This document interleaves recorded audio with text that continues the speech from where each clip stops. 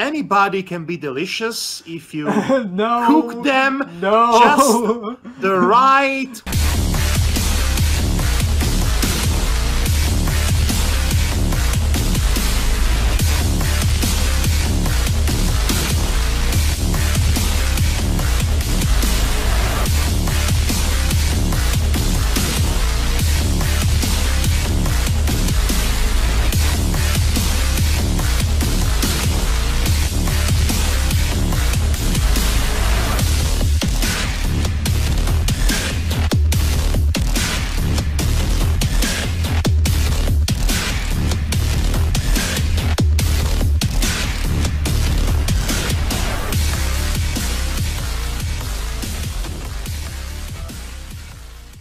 Welcome back to another episode of the Heretic podcast. It's not dead. It's not dead. Yet. Yet. It is not dead. The last time we did this sort of setup, oh my gosh, it was all the way back to the summer of 2017 when I visited Devar in his hometown in West Yorkshire, amidst all the corpses of rabbits and all the men with shotguns for arms. I think you might be misrepresenting my area. Oh, gee, well, welcome to my world. I'm Italian, I remind you. Anyway, so that was back in the day before Brexit, not to mention this pandemic. Yeah. So which we will imagine not say, that of course. Traveling, Yeah. such a now we lost memory. took it for granted, huh? Yes. Now, well, now, mind you though, just as much as I'm taking for granted the fact that of all this. Oh yes, remember save files? Those were a thing at some point. Remember naming your own save files? Oh boy, I feel so old. Yeah, all these save files. Now, which one was which? Where were we last time? That's a good question. And what do we have here? What is the context for any of this? I have no idea anymore, but they made sense at the time. Let's work together. Madhog has gone mad. Hal? Okay. Who's Hal? What were you trying to write before the space ran out? I don't know. Maybe Hal Laboratory or something? No. Mad Play Remastered? Let's see. Madhog has gone mad. Hal. Mad Play Remastered. Massacring Carnage? What? Mind-boggling sodders. Please no crash. Room Factory. Oh, this is because we were getting lost, increasingly lost and confounded by the level design. Yeah. Ruined Potential. Stalactive? Stall Active. What is even... Surprise Hog! Surprise Hog. Nothing better than a surprise hog. Welcome to the game, folks. We're playing Heretic, finding the save file. Yes, they're all dead. Warlock warmongering. Warmongering what? Why boy puzzling. What does Why Boy have to do with this game? I don't remember inviting Taylor to our session. No, he did not invite him, that's for sure. Why? Why Boy? Worst Christmas ever. That seems the most... I remember that one, that at least.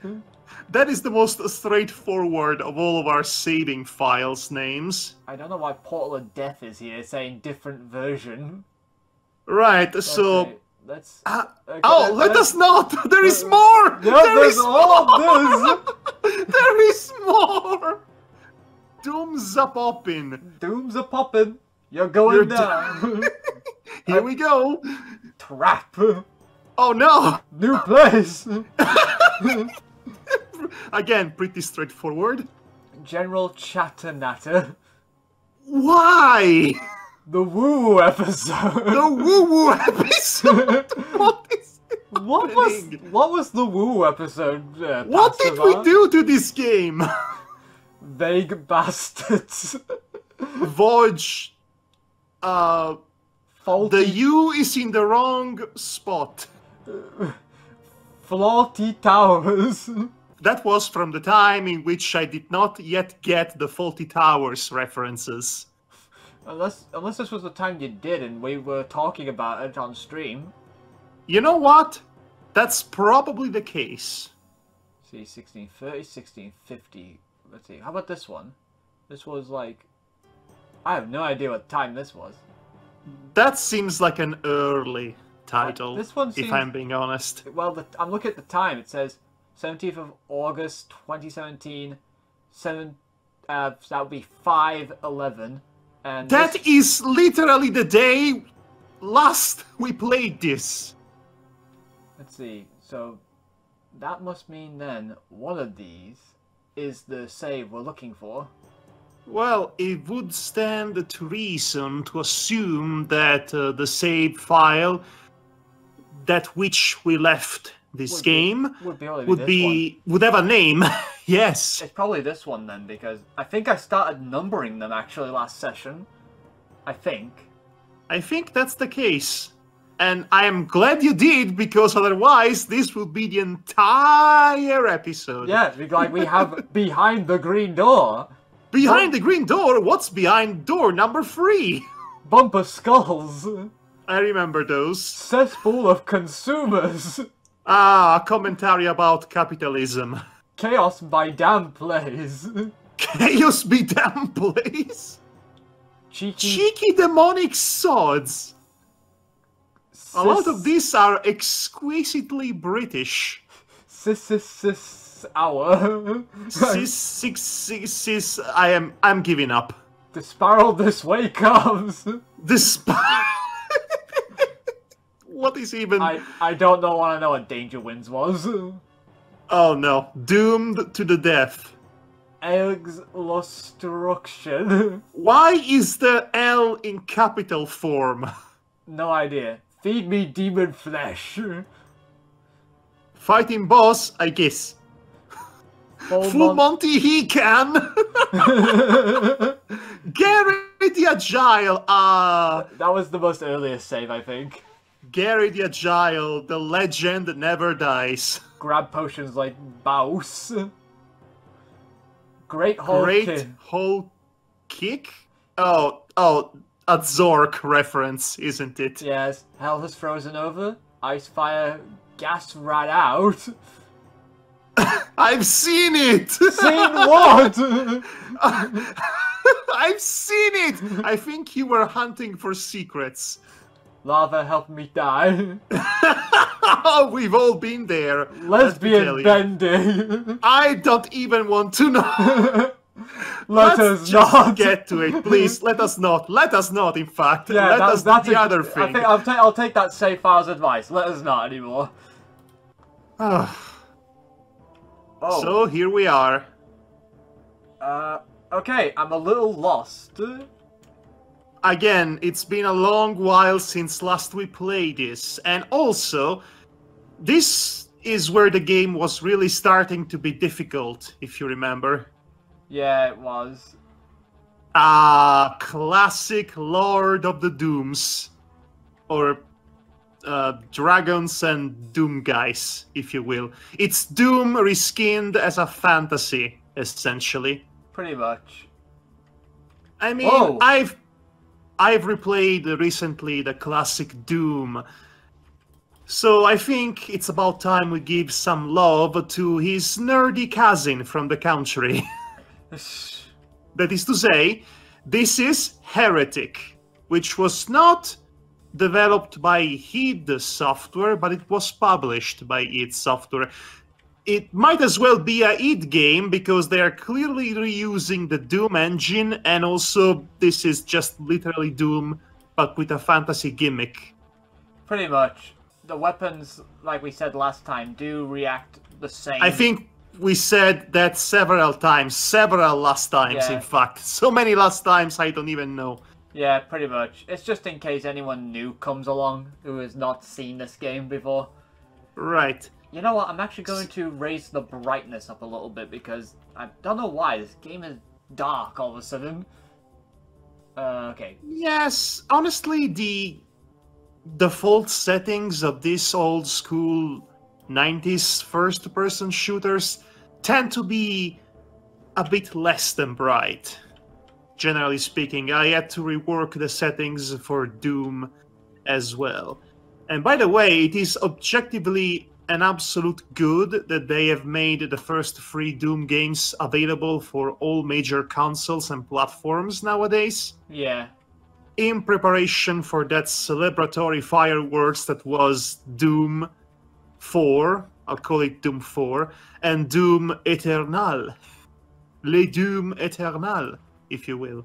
Yeah. I think I will have to talk about it since we are here. Yeah, you have to. I have not played it yet, but it does look very nice, Doom Eternal. I am not going to spoil the plot for you, because yes, there actually is a plot to worry about this time around. I think it's a wrong-headed decision to give Doom an actual narrative that's more complex than demons bad, kill them good. Right? Yeah. But the series has always had lore. And much like any kind of lore, you can read it up or you can ignore it entirely. It will not affect your enjoyment of the game.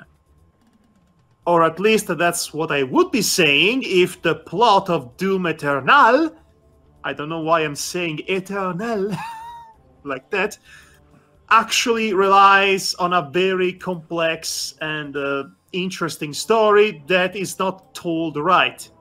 Because outside of a few completely out of context cutscenes, the only way for you to understand whatever it is that's going on at any point in time is to actually read up the codex entries, which is just bad form.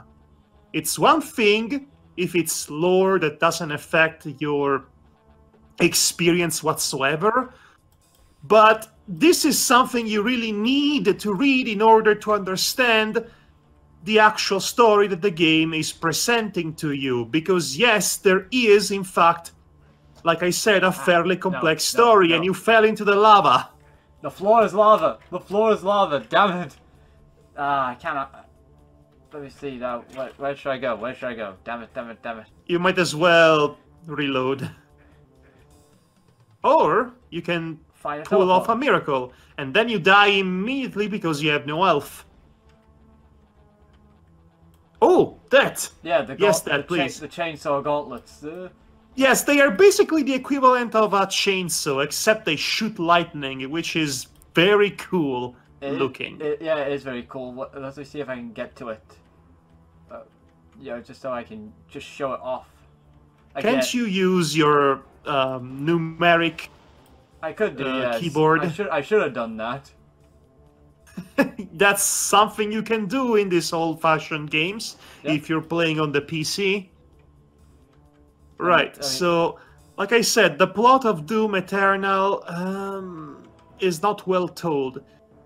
And also, I think it's misguided for it to have such a plot, but essentially, you are going to be lost since minute 1, because the cliffhanger of Doom 2016 was that Samuel, what's-his-face, robot voice man, sent Doom Guy into the other side of the galaxy so that he could harvest the energy of hell in peace.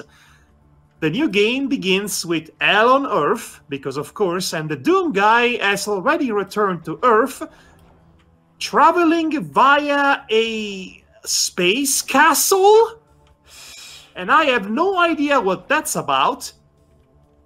And then there is a completely new enemy that we are supposed to hate as the player, but we are not exactly giving a reason to. And then it turns out that she is supposed to be God. So her people are angels. So now there is an heaven along with hell. And they are leading the invasion. And this is not a spoiler, technically, because that's really acknowledged at the beginning of it. Except not really, the game just throws you into the chaos without really providing context for any of it beyond the hell on earth premise. And that's a faux pas, if you ask me, because something that Doom has always done right, even in the early days of its existence, was providing context for all the chaos and the massacre and the carnage. Even if that context is about as simple as, look, demons from hell, you have a gun, shoot at them, try not to die. And you know, other than that, there would be the occasional narrative blurbs in between chapters to further contextualize what it is that you're actually doing in this game. It doesn't need to be more complex than that, but since Doom Eternal is going out of its way to actually tell a complex story with fairly complex themes as well, relating to colonialism, faith, the institution of the church, the Crusades, very allegorical in that sense, then you should not be able to learn about that epic, sprawling science fiction narrative throughout reading freaking codex entries. Codex entries that you have to find as secrets as you play the game. You don't do that. You hide lore, not essential storytelling. That already rubs me the wrong way. Not as much as the difficulty curve.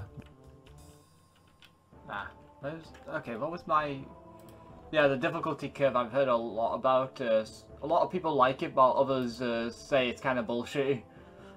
Well, I am on the fence with this argument because the problem with Doom Eternal is the same problem that we historically, as a culture, had with the original Doom 2. We are facing what I like to call the classic Doom to Doom 2 progression issue. In that the first one was an all-time classic, and the second one tries to outdo the predecessor in every which way, both the bad elements and the good elements. And that ends up being its downfall, in my opinion. What is it that you're trying to accomplish here, by the way? There we go. Now I'm using the torch, so maybe I can actually see what I'm doing inside that room that's up here. It has an inventory system, essentially. Okay, that's one thing that Doom did not have, so that's 1 point for the only problem nerdy cousin. The only problem I have with it is that basically, because it's an inventory system, that means all the items have different effects, and because I've not read the manual for this, I do not know because it's been a long time. It's not only that, I also don't know what those effects are anymore. So I think we have faced this issue before, and the solution was to experiment. Yes, pretty much. Let's see. Do I go? Okay. Remind me. Do you have a jumping button in this game? There we go. I do. Is it because of the cheesy Doom mod? It might be because it's the GZ Doom mod. Because I know Doom was not designed with jumping in mind. Oh, it was not designed to look up and down, for that matter. Yes, it was not. What sorcery is this? Otherwise, you get to see stuff like that, which you're not meant to see. There is a good reason. There's a good reason why the camera... Yeah, it looks rather silly, doesn't it, when you see it like that. Gary the Agile is having a bad day. Actually, that was not Gary the Agile. That was one of the other monsters. I forget which one that one. What you call it? Oh, okay, gosh, so no. Again, no. Come on, man. Okay. Let's go to the portal. Let's get to the portal. Oh. Oh, there's something over there. Oh, I see it. I can see it. I'm actually trying to look to see if there's where to go next, really. Yes. Isn't there an extremely confusing map to follow? Mean this one? Yes, exactly as I remember it.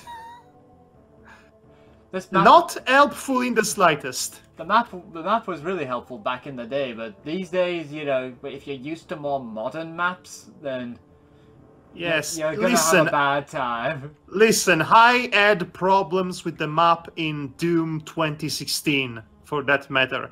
Oh, the map in the newer one is much better. So anyway, let's talk about the Doom to Doom 2 progression. Because, as I said, one is an immortal classic, the other one is the misguided sequel that tries to be better and doesn't quite get the job done.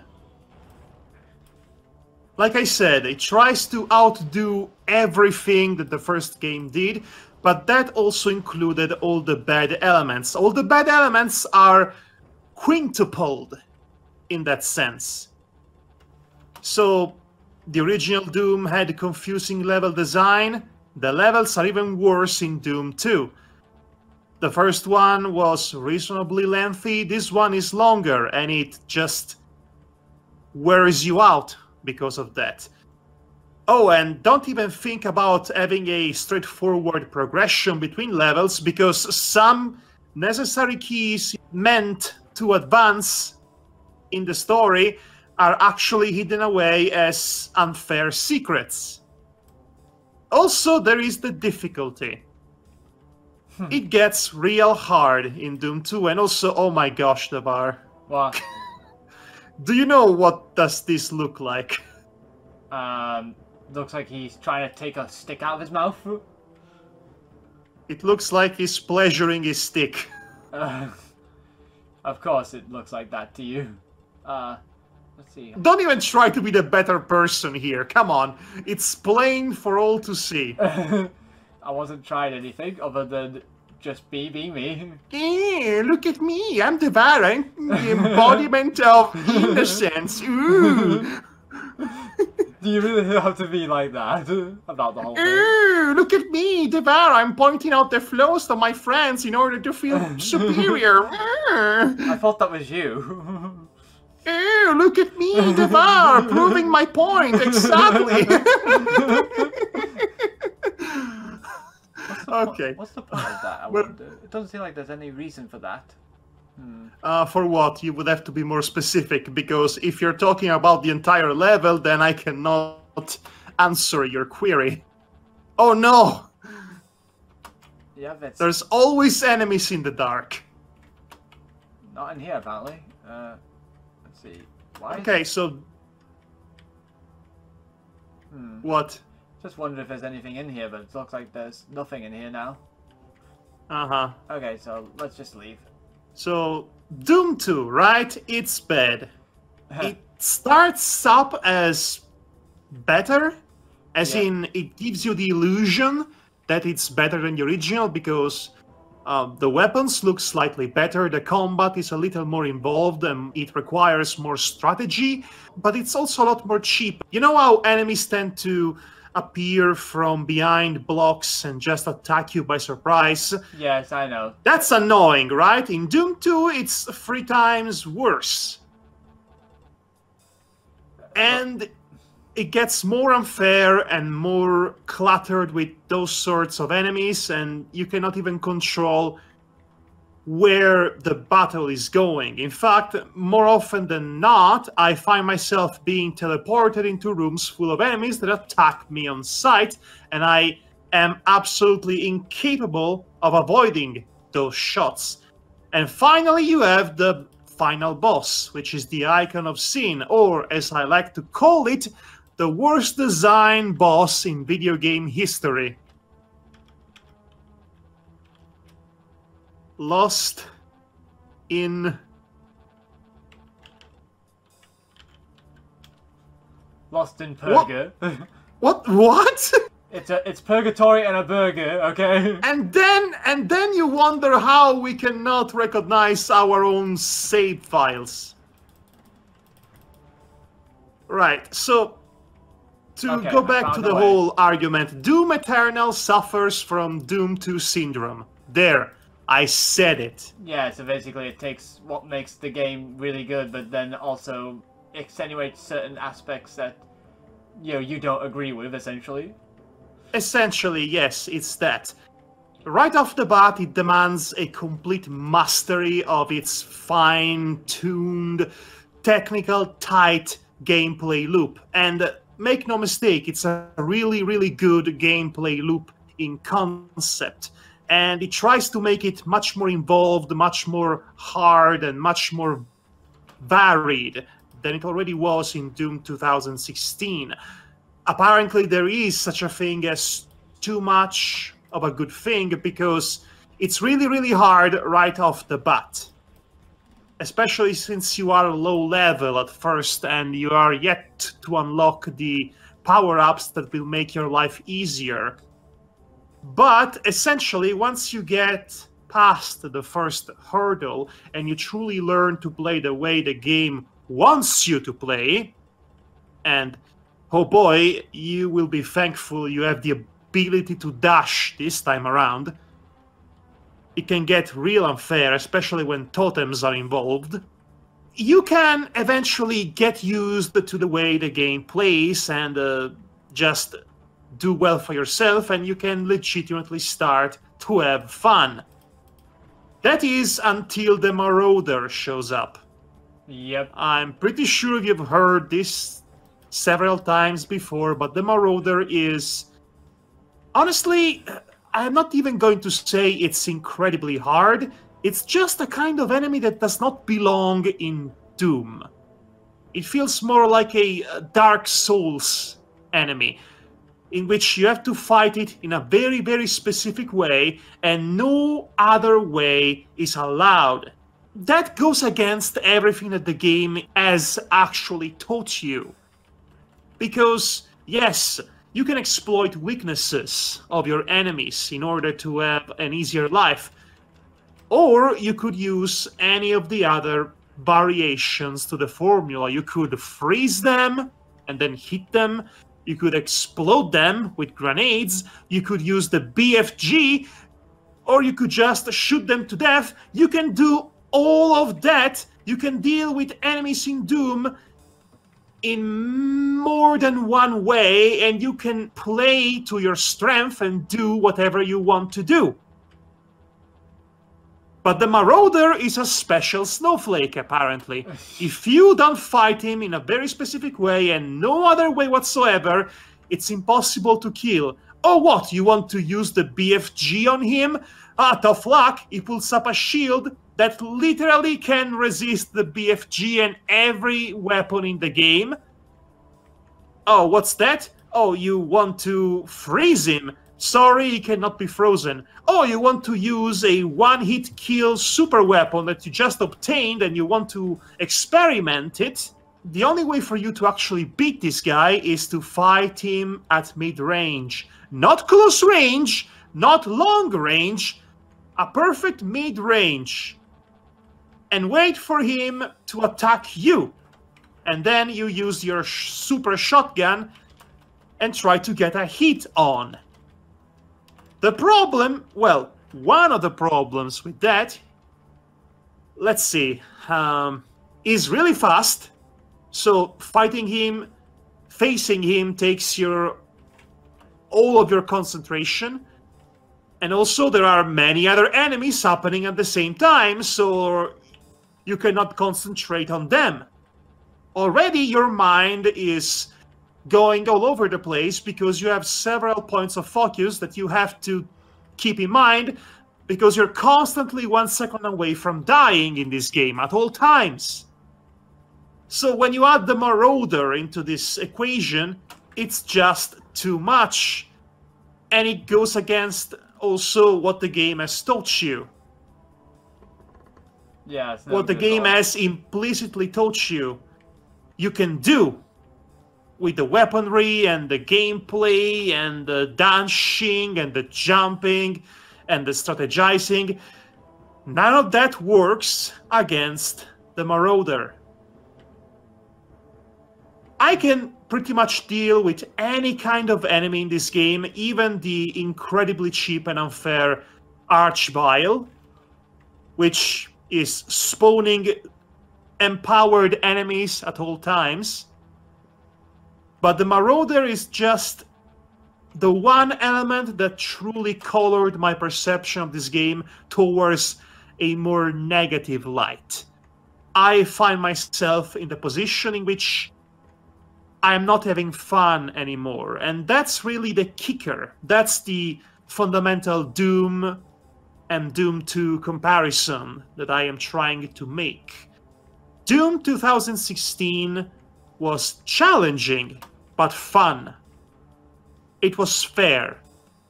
Doom Eternal is hard to the point that it's not fun anymore. And since the missions are very long, it wears you down. And at the end of the day, I don't come off of the experience enriched by it, but rather just with a throbbing headache. Tired. And not wanting to do it anymore. It's made even more difficult by the fact that I decided, against my better judgment, to be a completionist about it. And make no mistake, I have gotten everything. Every item, every power-up, every medal, every album, every toy, everything that I could possibly get from a run on Doom Eternal. I did it, and I don't feel great about it because, I don't know, it wasn't really worth it. There's the traps they decided to send on, which is like what happens in Doom. Yes. Again, if the Marauder was not in that game, I would be a lot more positive. It's just surprising how much one enemy type can completely change your opinion of a game and ruin your experience entirely. Again, it's the comparison between the Doom to Doom 2 progression, whereas one was fun and historic, and the second one, in its misguided attempt to outdo everything that the first one did, ended up becoming too frustrating to actually be fun. It takes that balance, that delicate balance that the first game had struck, and just tips it over down a precipice. It takes the concept of fun and just glory kills it into oblivion, if you will. Bugger, bugger, bugger, bugger, bugger, bugger, bugger, bugger, bugger. No, no, no, no, no, no. Watch it, there's gonna be probably a portal somewhere else that I could have been using. Ah, okay. Okay, let's not screw that up again, guys. When I say guys, I mean me. Ah! Oh no. Oh, you're dead. Wait, what? Actually, no, I'm not dead. Because I seem to be... Unless I did die and it brought me back to the last... This is the beginning of the level, Devar. I'm pretty sure that's the beginning of the... It is the beginning of the level. I recognize this room, yes. This is not the beginning of the level. This is actually partway through when I was exploring this area. Okay, in that case, it reloaded to your last save file. To Lost in Purger, apparently. That's the name you've given this. Yes, it's like my baby. I wanted to really like Doom Eternal, and I almost loved it, in fact. But I found myself swearing up the gods above and dying so often that it legitimately made me constipated. Have you ever experienced that with a game, that you are just so angry about it that it causes you to be physically ill? I'm trying to remember now if I had that before. I've only remember being frustrated beyond belief. Yes, because Doom Eternal made me feel that way. I'm not even joking. It was not good for my health. So now what I'm going to do, I'm going to re-download Doom 2016 and try to reconnect to what made me love this new iteration of Doom all over again. Because Doom 2016, I came out of it energized, enthralled, and thoroughly conquered by its majestic brutality. And also, it had a very good final boss fight. The Spider Mastermind in New Doom was just glorious. It was pretty cool from what I've I will not tell you who the final boss is in Doom Eternal, but let me tell you this. It is shockingly underwhelming, considering everything else that this game throws at me. I will say this as a, it's probably not a shocker, but I'm not going to say who it is, but one of the trailers actually revealed who that boss was. Yes, I mean, it was spoiled by the trailers, and again, it's the comparison with Doom 2. You kind of already know how this will pan out. I've been comparing Doom 1 and Doom 2 with Doom 4 and Doom Eternal up until now, but the developers of these games were inviting this comparison. Clearly, clearly, yeah. They tried to redeem a very specific infamous aspect of Doom 2, but they didn't quite manage to do it because the end result is a tedious and over-prolonged boss fight that really sucks all the tension out of this game.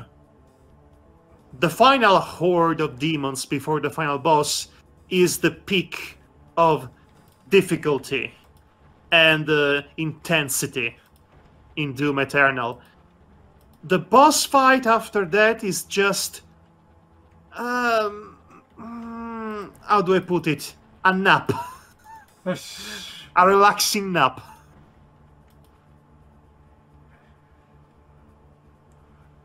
Again, it's weird considering it's Le Doom Eternal! Right?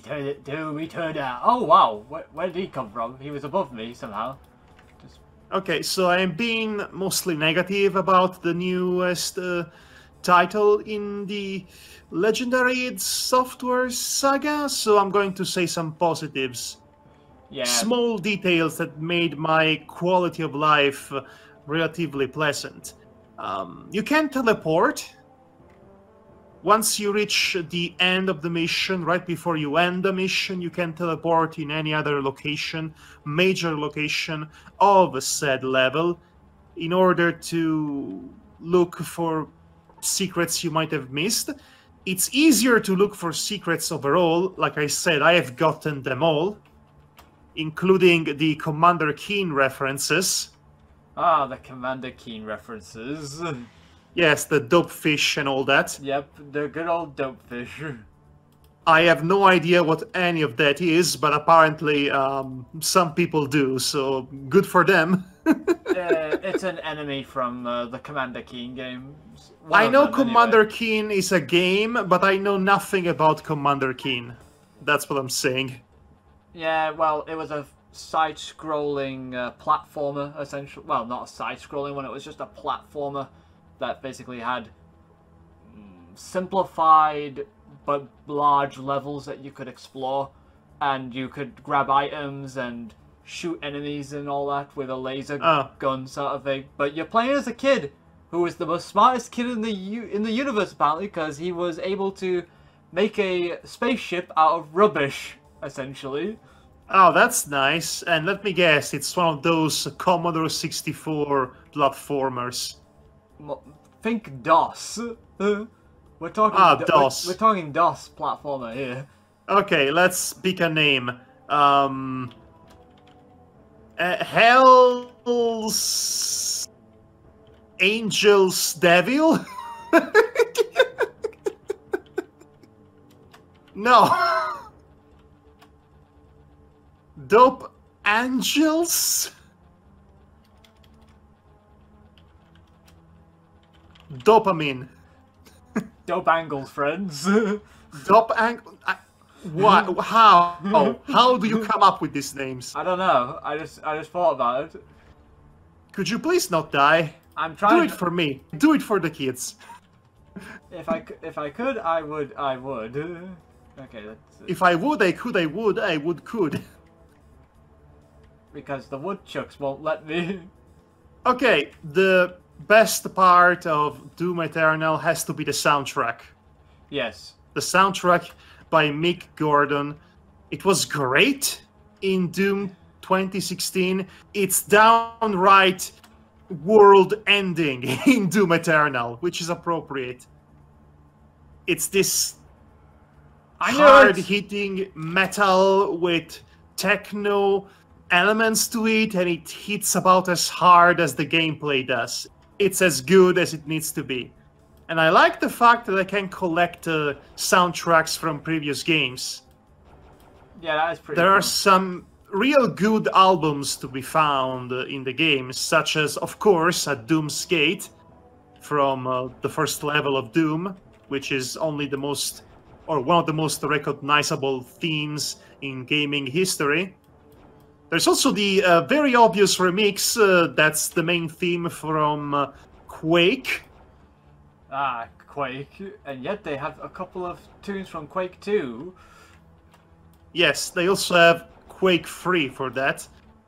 And there's the theme from Commander Keen. Two themes from Commander Keen, in fact. There is the main theme from Doom 3, in which you can say whatever you want about Doom 3, but that version of the classic Doom theme in Doom 3 is delicious. Yeah, I actually do like Doom 3. I would maintain that Doom 3 is a good first-person shooter in the post-Half-Life era, but not necessarily a good Doom game. Oh, no, I think no. I think Doom 64 does a better job in marrying a horror, suspenseful atmosphere with the core gameplay extravaganza offered by the series. Have you played Doom 64? Yes, I have, but via a friend who basically gave me essentially a, let's see, what would you call it now? A WOD version of it to play on PC. Right, so it comes free along with Doom Eternal. At least that was the case when I purchased it. So it was a nice surprise. I will say this about Doom 64. It feels very much like a more horror-oriented, careful version of Doom, with the atmospheric music and the lighting and color palette of the various levels, which are also surprisingly not that bad in terms of design. And then come Chapter 10, it throws you in Doom 2, all of a sudden, into a full-on arena shooter, and you are completely unprepared to deal with that, because you've been playing a very different game up to that point, which I hated. Okay, let me get set up here, because there's a teleporter, and you never know when they might trap me with something. Yes, a bad habit of these classic games is to use teleporters to essentially punish the player for their curiosity. Okay, game saved, so let's... Okay. Oh, well, okay, Wait, this nothing? did not go bad. No, I mean, it could be. Okay, there's a teleport over here, but what's over in this direction? Oh, this was the place where I was taking pot shots at most of the enemies from outside. Okay, so I actually I saved myself a headache, essentially. Aha! Level design! Sometimes it's good. Let's see, what that do? Yes, that would happen all the time in these old games, right? You spot enemies into another room in the distance, you shoot them, because with this system you can easily do that. And then you come around to that room and there's nobody there. because they are already dead. Yep, they're already dead. Including Gary the Agile. Oh, right, that's what it does. Okay, so we just go over here and then we rush over there. Right. Pick up an yes. Pick up an I mean, shield. 50% of the puzzles in these games are of the sort, really. You press a button, you don't know what it does, then you might spot a platform moving in the distance and you realize, oh, I have to rush there before the platform goes back to normal. Right, I don't have a green key yet, so... Oh, gosh. Okay. I hate hunting for keys. I always have, and I always will. And you have to do that in Doom Eternal as well. Oh, so that didn't take me anywhere useful, just took me here. Huh. Well, I know, I know where the green key is, but it's just trying to figure out, essentially, how to get to it, because it's through this door, and it's up... Oh, it's down now! Why are you down? Because you must have pressed some button and then you forgot about it. Don't worry, it happens all the time. Right. Hello there, you Mr. Trapman? Mr. Trap Priest? Mr. Trapman Priest? Mr. Rap Trap Mouse Trap Man Priest? I mean, it could be worse. Could be a priest called Shaft, like in the Castlevania games. I'm not joking. There's a priest called Shaft. I know you're not joking. I'm just saying for the audience benefit who are not Castlevania fans. I'm pretty sure they might be, at least of the Netflix series at this point. Which is as well written and involved as it is. It's this close to screw itself with its pacing issues. Yeah, I can somewhat agree with some of that. It's still very good in terms of the performances, but if the performances were not as good as they were, then most of the last season would have been just people standing around and talk to each other.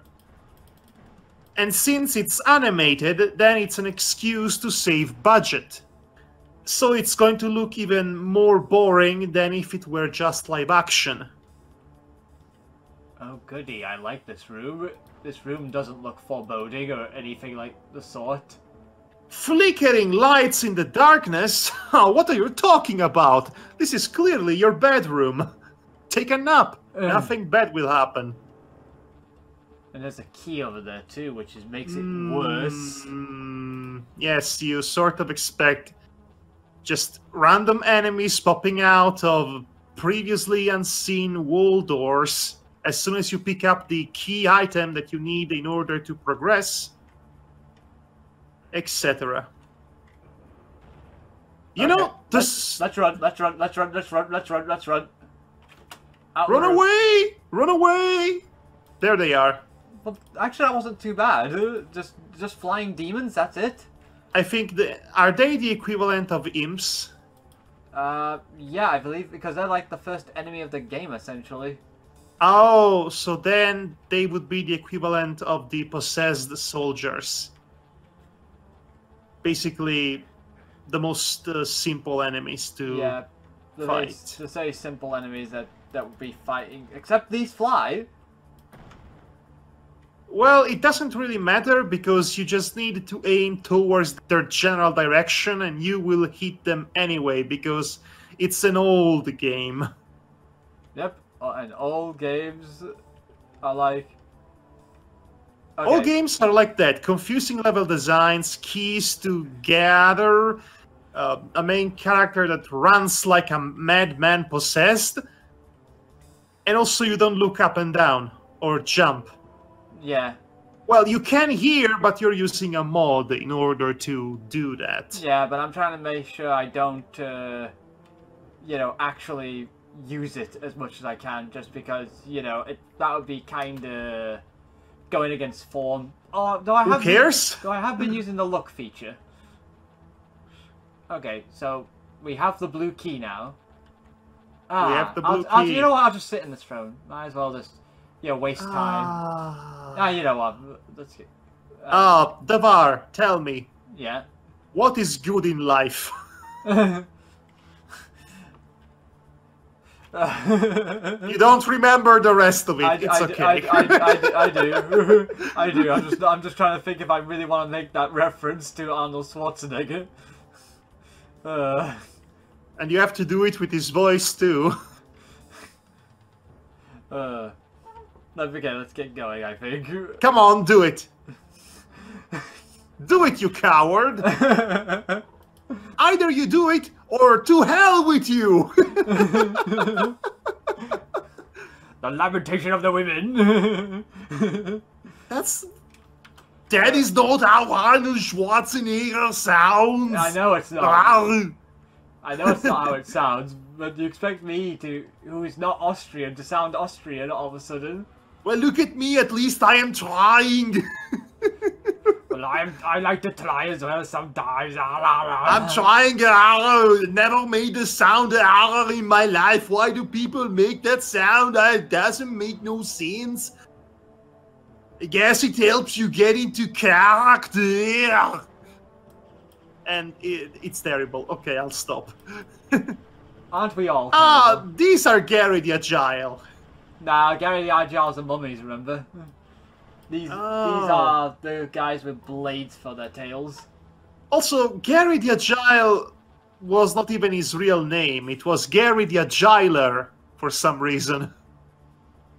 Whoa, what's going on down there? It's like... Oh, I see it now. It's like... Oh, it's just a level in Super Mario, but three-dimensional. Or, at least a 2.5 dimensional. You want to know something really mind-bending about what we're seeing right now? Illustrate. Okay, so you see all this walls and such, right?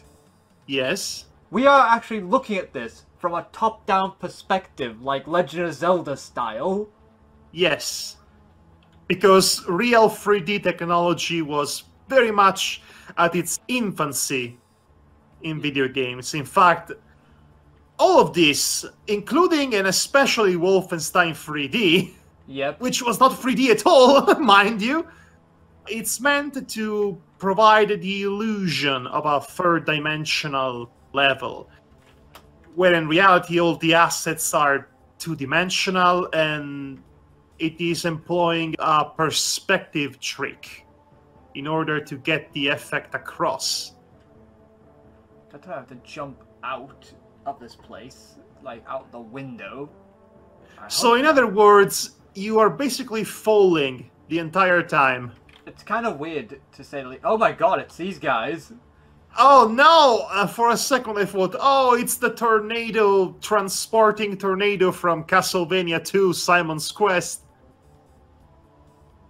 Hey look, it's the bumper skulls. I think they are the equivalent of the cacodemons. Either that or the Arachnotrons. I actually do not know which one I would think of them as.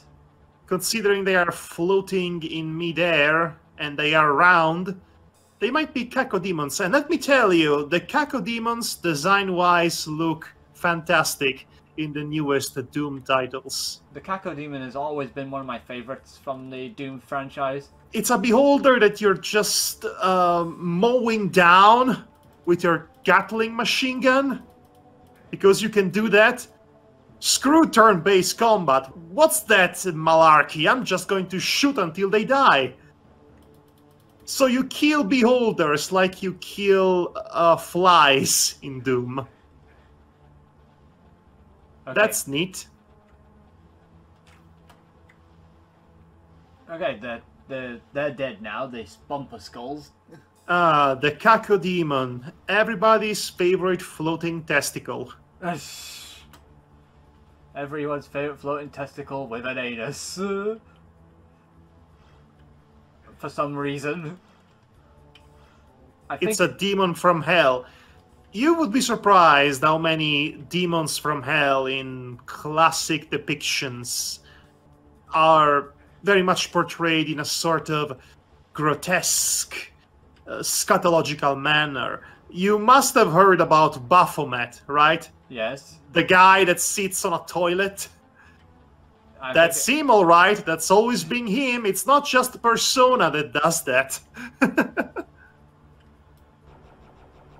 Okay, time for you all to take the Gatling Lightning. This is either the plasma gun or the Gatling gun. This is the chain gun. The chain gun. Essentially. This is the plasma gun, basically. Oh, yes, that is definitely the plasma gun. It is a little slower, though. I will say that much.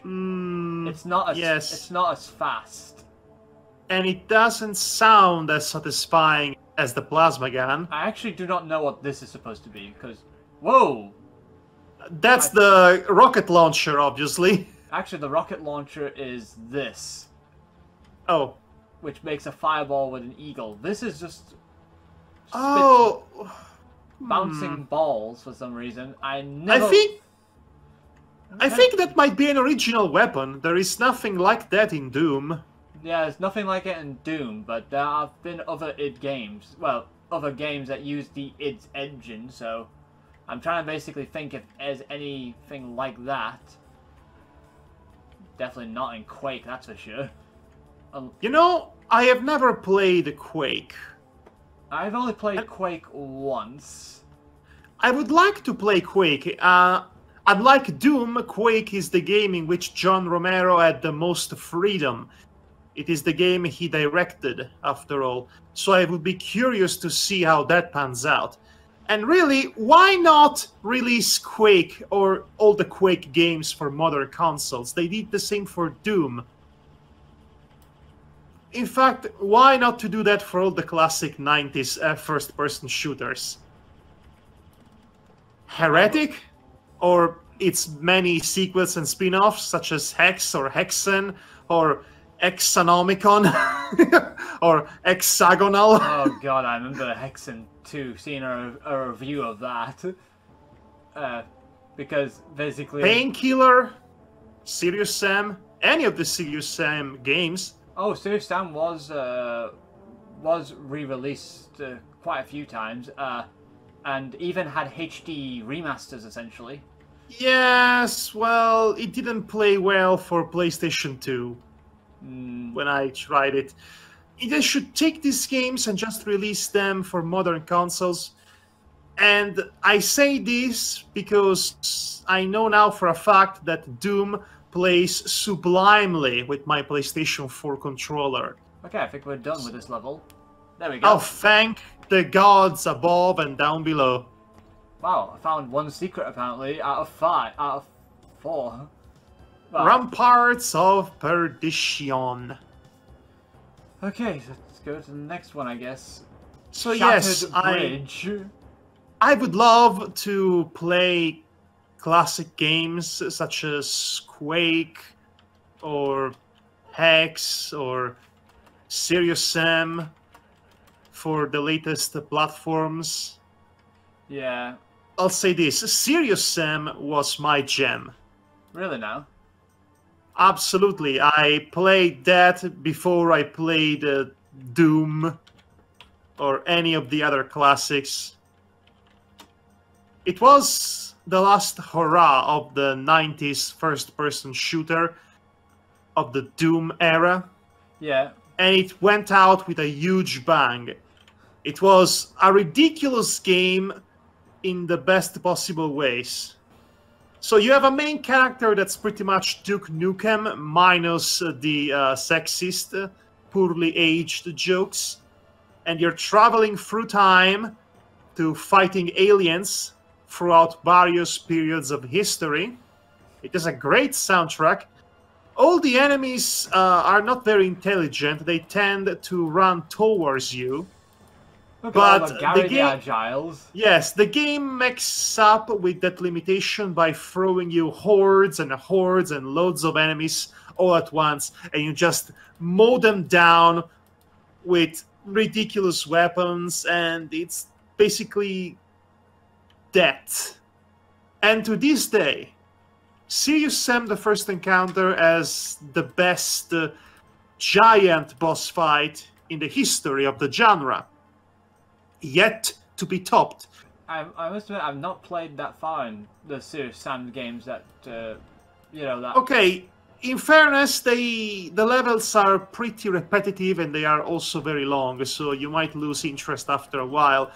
But it has its great moments, especially in the second encounter, in which there is a winter-themed level that has a very specific section in which Jingle Bells plays as you kill all the enemies.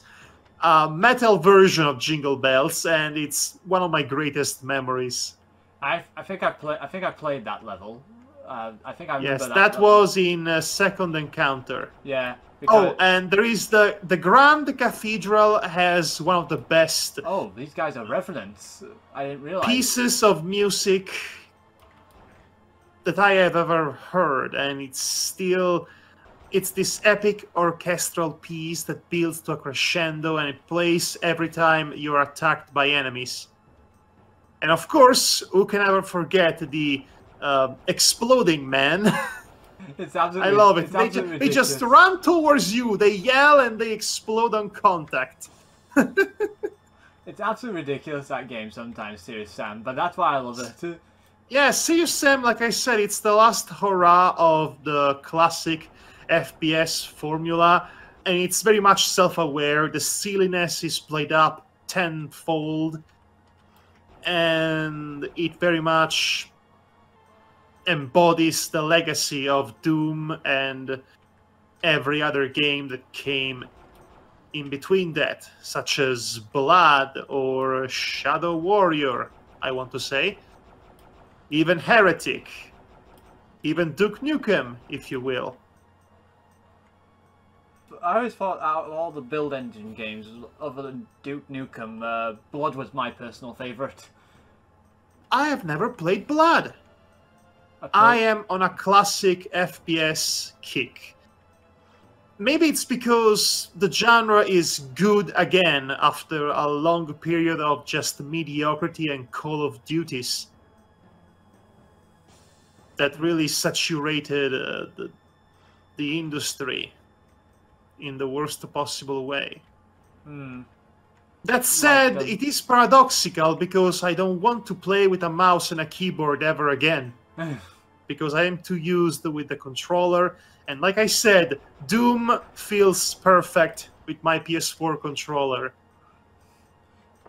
Yeah, that's fine and all. I actually was against controllers at first because I played a FPS many years ago on a controller, and it was like the most awfulest thing.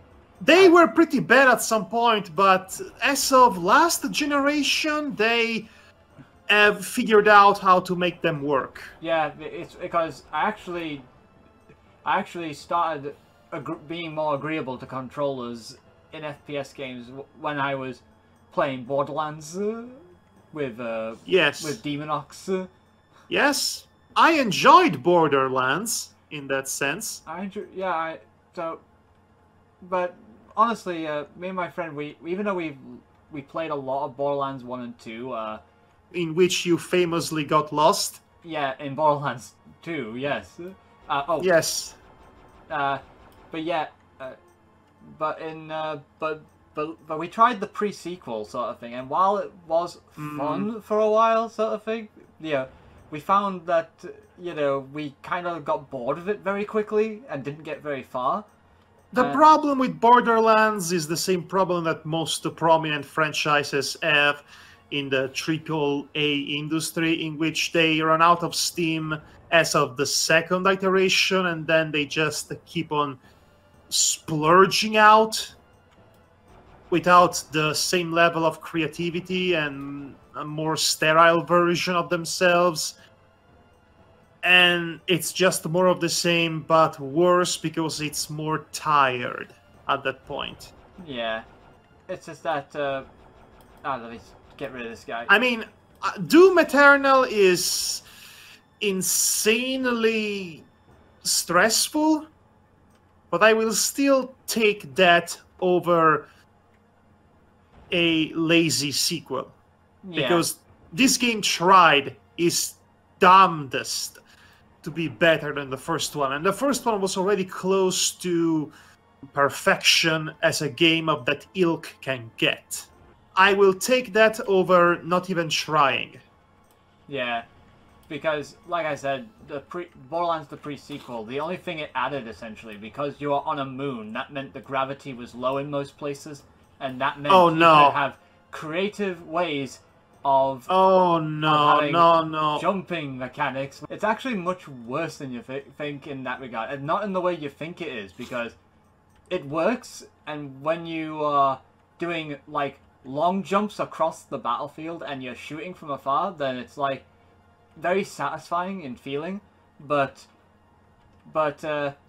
because the enemies can do this too, that means it's kind of annoying, because sometimes you lose sight of one of them, and not knowing they're above you. Yes. That's one of the problems. That's actually the biggest problem I have with the pre-sequel, really, because other than that, that and the obviousness of it was not made by the original developers, because, I mean, 5 minutes in, and I found a glitch with one of the models instantly, where a robot that was supposed to be stood up was actually, like, caved in on itself and boxed in, and its arms were, like, glitching everywhere, so there's, like, and here's me laughing, going like, yep, this is totally not made by the original team. I can see that. That sounds like a Bethesda glitch. Bethesda used to be so charming with their glitches until recent times, but we'll forget about them existing. Oh, wait, they have secrets in this place? Oh, Devar, while playing Heretic. They have secrets here? No, I meant... It's just that I meant, like, they have a secret in this room. I guess I'm gonna have to check the other thing. I don't know why, there's a wind that keeps pushing me in this area. It must be one of those also necessary level-specific gimmicks that nobody likes, but they keep putting into their games because they think, hey, variety is the spice of life. Oh, even good games do that. This doesn't work on them. Oh, fudge. I guess Gary the Agiler has been promoted to Gary the Unfathomable. Pretty much. With how that went down. Okay, I'm just gonna go across and then do this. Okay, I get it. Gary the Agile is the equivalent of Pinky. I actually say more like a Revenant for some reason, because they are able to shoot fireballs and some of them can home in on you. Yes, but they are also sort of shadowy occasionally, and they run towards you like a Pinky. Also, I find that the best way to deal with a Pinky is to use the melee weapon, the chainsaw. Oh wait, these guys must be the Revenants then. I actually forgot about these guys. Okay, a strategy that I love, that I found out about Doom, classic Doom, is that you can pretty much cheese it against the Pinkies with the chainsaw, because as they run towards you, they get stun-locked by the chainsaw, as I am applying it ever so delicately to their dentature. Yeah, I actually do remember doing that strategy a lot. It's great, honestly, and I am saving ammunitions for more dangerous enemies. Yeah, exactly. That's what they're good for. Really, the chainsaw is only good for the Pinkies. Yeah, pretty much. Unless you're feeling pretty ballsy and you want to basically go right into a Revenant. Okay, I hate the Berserk status in that game because it forces you to fight with your bare hands, so you can kill enemies instantly, but you still get a ton of damage as a result. Yeah. Whereas the Berserk status in the new Doom games, it's just super invincibility badassery. Super one-hit kill. Cokes. Yes. The invincibility coke. Yes, it's the invincibility coke. Right. I thought I saw... So, I will say this as a final... Nail in the coffin? Final thing to say, let's go with that, about Doom Eternal. Don't be afraid to switch to the easiest difficulty setting. The game allows you to do that at any point in time. There is no shame in doing that, and there is no penalty for it. So, at least they know that they have made a hard game. Yeah. That's what they're there for. Not anyway. me, though! Not that I did any of that, especially not for the timed challenges, which can burn in hell from whence they came. Oh, if I was going to get crushed then for a It's moment. the Necronomicon! You've got a Necronomicon. Yeah, we got the Necronomicon. What does it do? I actually don't know. I think it's... Of course you don't know. Why am I even asking? It's a part of... It's a part of VVV. So, is it just me, or is the prominent color scheme for these levels green and brown? Green and brown. Grey. Green and brown for this episode, yeah. Okay, well, at least it's different from red and metal grey. Right, let's see. Where am I wanting to go here? How about this way? Does this lead anywhere? Oh yeah, Yep. It leads somewhere. I like that his soul goes up to heaven as you kill them. Yeah, it leaves his body essentially. So where am I... So, I've been thinking, this is the same plot as Doom, isn't it? You're fighting the hordes of hell. Pretty much, I think. Except you are Doom Guy's ancestor doing it. Heretic guy, I guess. I know that basically it's something to do with the fact the story is that basically the guy you're playing as has been exiled, and you know yet he's the only one who can actually save the people from a threat of some description. I actually forgot what the story was. You know, I like the simplicity of this quote-unquote chosen one narrative. You're not besting the literal forces of the underworld because you have a special destiny or a call, or you are the boy who lived. No. You're doing it because you are especially pissed off. Because they killed your pet rabbit. Right? Yeah, I love that. That's all it needs. It's cathartic, it's fun. And yet, in the new Doom games, the Doom guy is exactly everything that he was not in the original games. I actually do like the fact that basically the developers actually put in the fact that Daisy is a thing. Yes, they barely reference it through a painting. I would have loved it if the plot revolved exclusively around that instead of you know, Heaven and Hell and Sentinel Prime and Argent de Nur and all of that. There's a bunch of Easter eggs where you can actually see Daisy, right, in the levels. I have unlocked all the items and Easter eggs and all that, so yes. I did wonder if you would know Yes, that. well, again, most prominently there is that painting in the castle. Ah, right, these things come down. Okay, that's good to know, game. Tutorials are for the weak. Guess what other game I've been playing other than Doom Eternal? Let's see. You will never guess.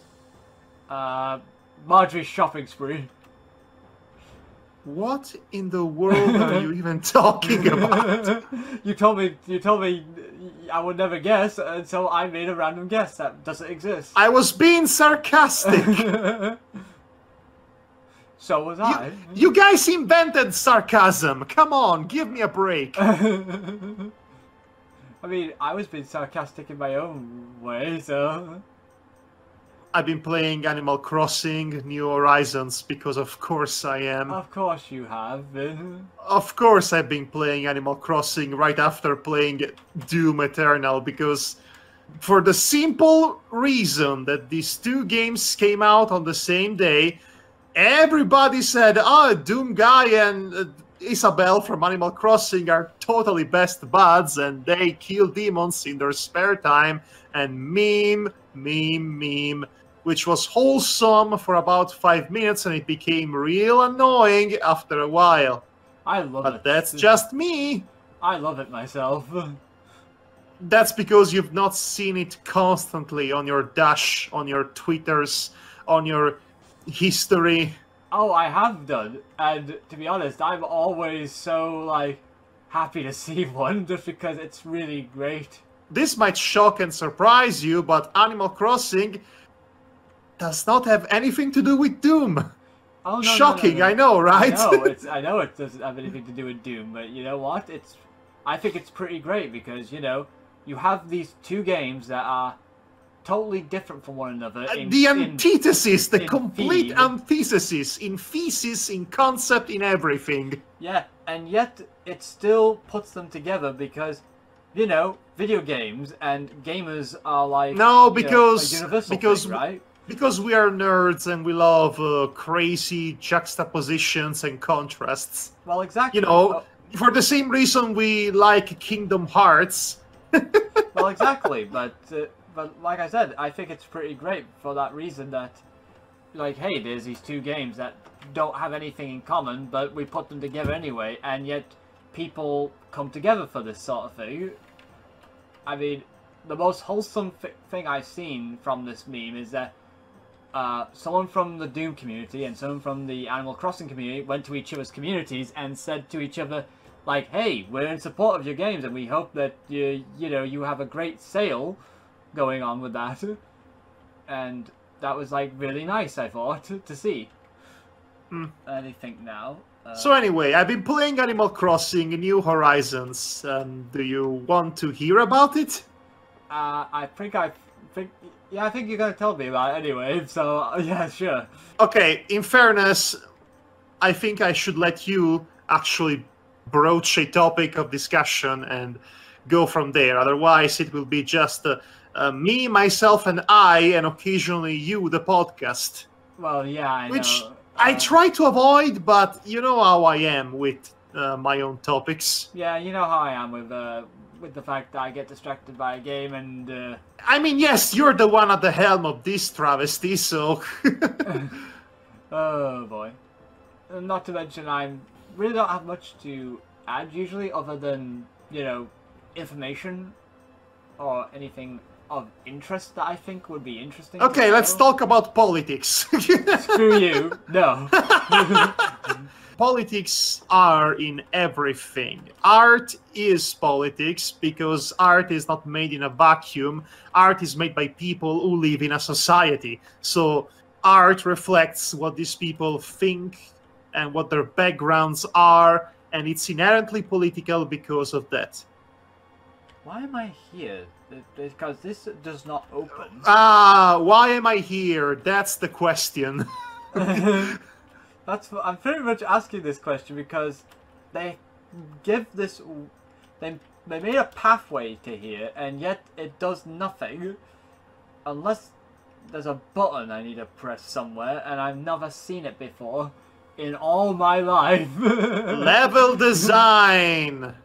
This mysterious entity.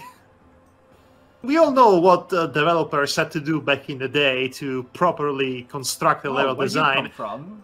They had to have an idea. They had to sacrifice a rabbit to Baphomet, the toilet demon, in order for him to summon a crafted design level directly from hell. And here we are. Terrible level design. And that's how games are made. Yeah, totally. We sacrifice a daisy every time. As in a rabbit daisy. Every time a game is made, a Doom guy gets angrier and angrier. Can you imagine a Doom guy getting so mad about that?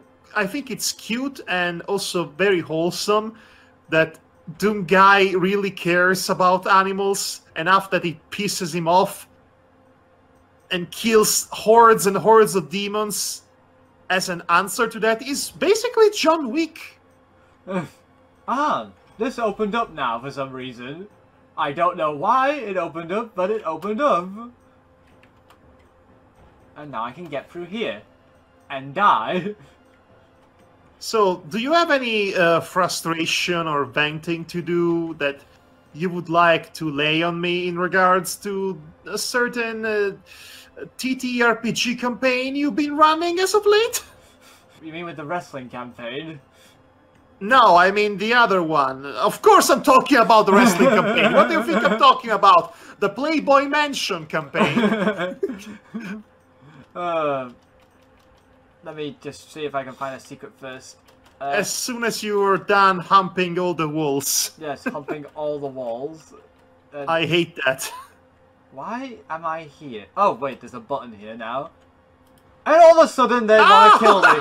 They want to kill me. They want to kill me. They want to kill me. Keep moving. Never stop dancing. The dance of death. I hate that they throw tornadoes at you. Yeah, that seems a bit cheap, to be honest. Luckily, you know, I was about to say, luckily this level abounds with healing items, and then you exploded. Yes, because I accidentally ran into... Oh, no, look, they're all dead as well! I killed myself! Oh, yes, the bazooka in these games is terrible. Oh, no! I'm back at the very beginning of this level. You have not saved, have you? No, I did not. I didn't save for ages. Devar. Yes.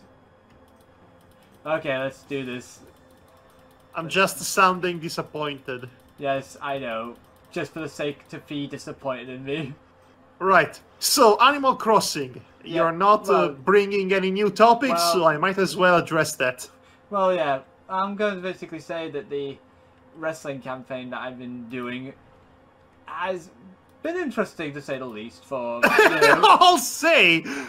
I think there is a good reason why it is generally ill-advised for players to fight each other in these campaigns. We are definitely seeing why, but then again, a wrestling campaign implies that we will fight each other at some point, because we all want the title. Yep. Right, so if you were to redo this, what would you change? Let's see, what would I change about it? First of all, tell me what you don't like, and make it as vague as possible, if you please. Well, I mean, Yes, you mean? I'm trying to think what it was now, because I know there's been certain things about the campaign that's niggled me. That's because, you know, it's a very weird thing where basically I have this vision I want to basically put as the main story, but then all the players want to do other things. You know, yes, we all have our own vision, and we tell you what our vision is, and we make secret plans with you to fool the other players, and we end up bungling your mind as a result, because you're just one guy. Yeah, I'm just one person. I'm just one man, a one-man band. Yeah, so that's kind of funny, I think. Basically, you know, I'm trying to basically, you know, do the main story and incorporate all your actions into one thing, so then it all makes sense, only for some people to basically think like, you know, like, this is a mess, you know, why is this the main story, sort of thing, because it's not the main story anymore now, because now this is the main story, when in actual fact, they're both the main story. Sort of deal, if you know what I mean.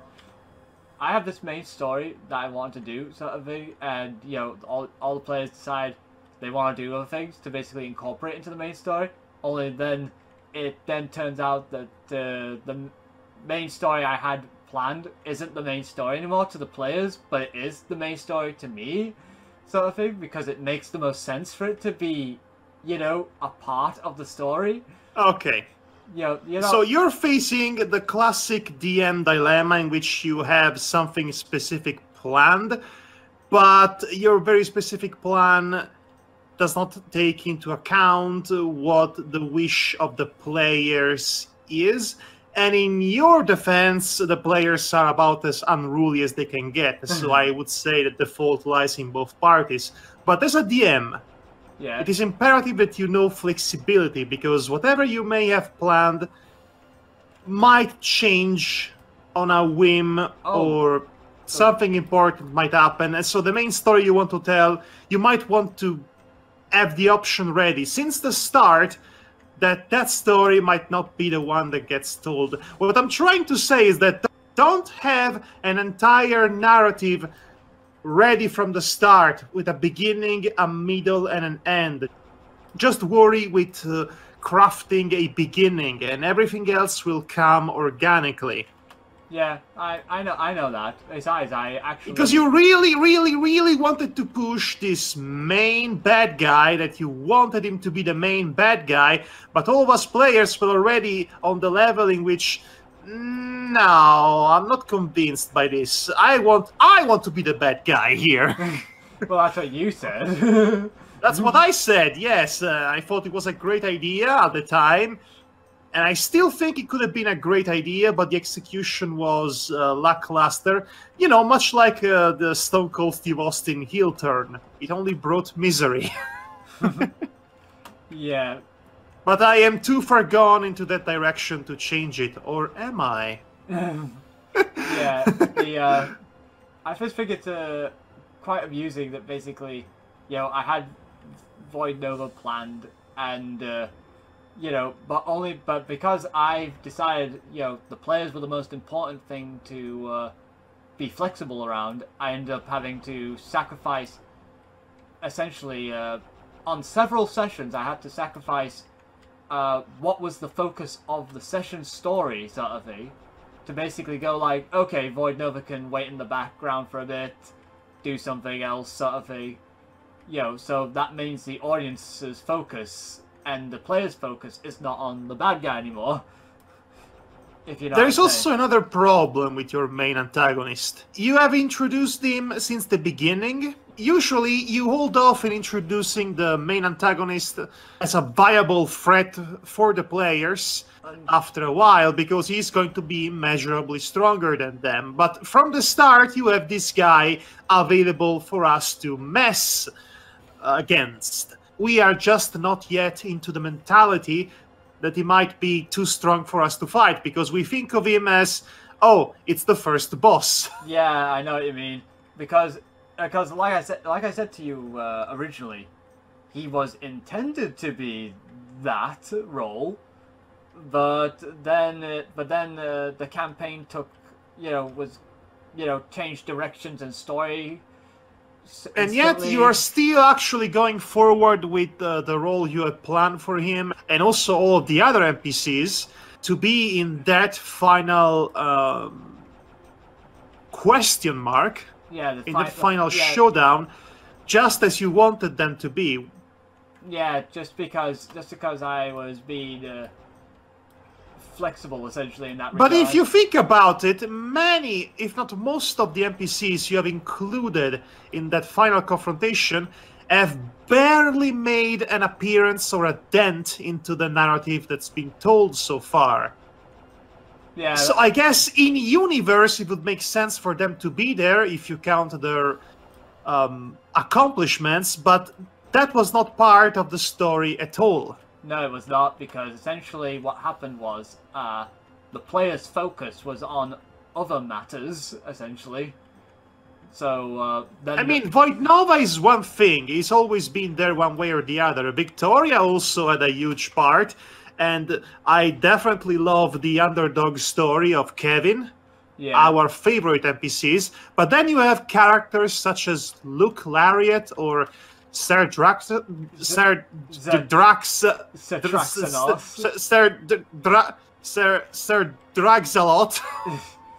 whatever his name is, and they were barely in this game.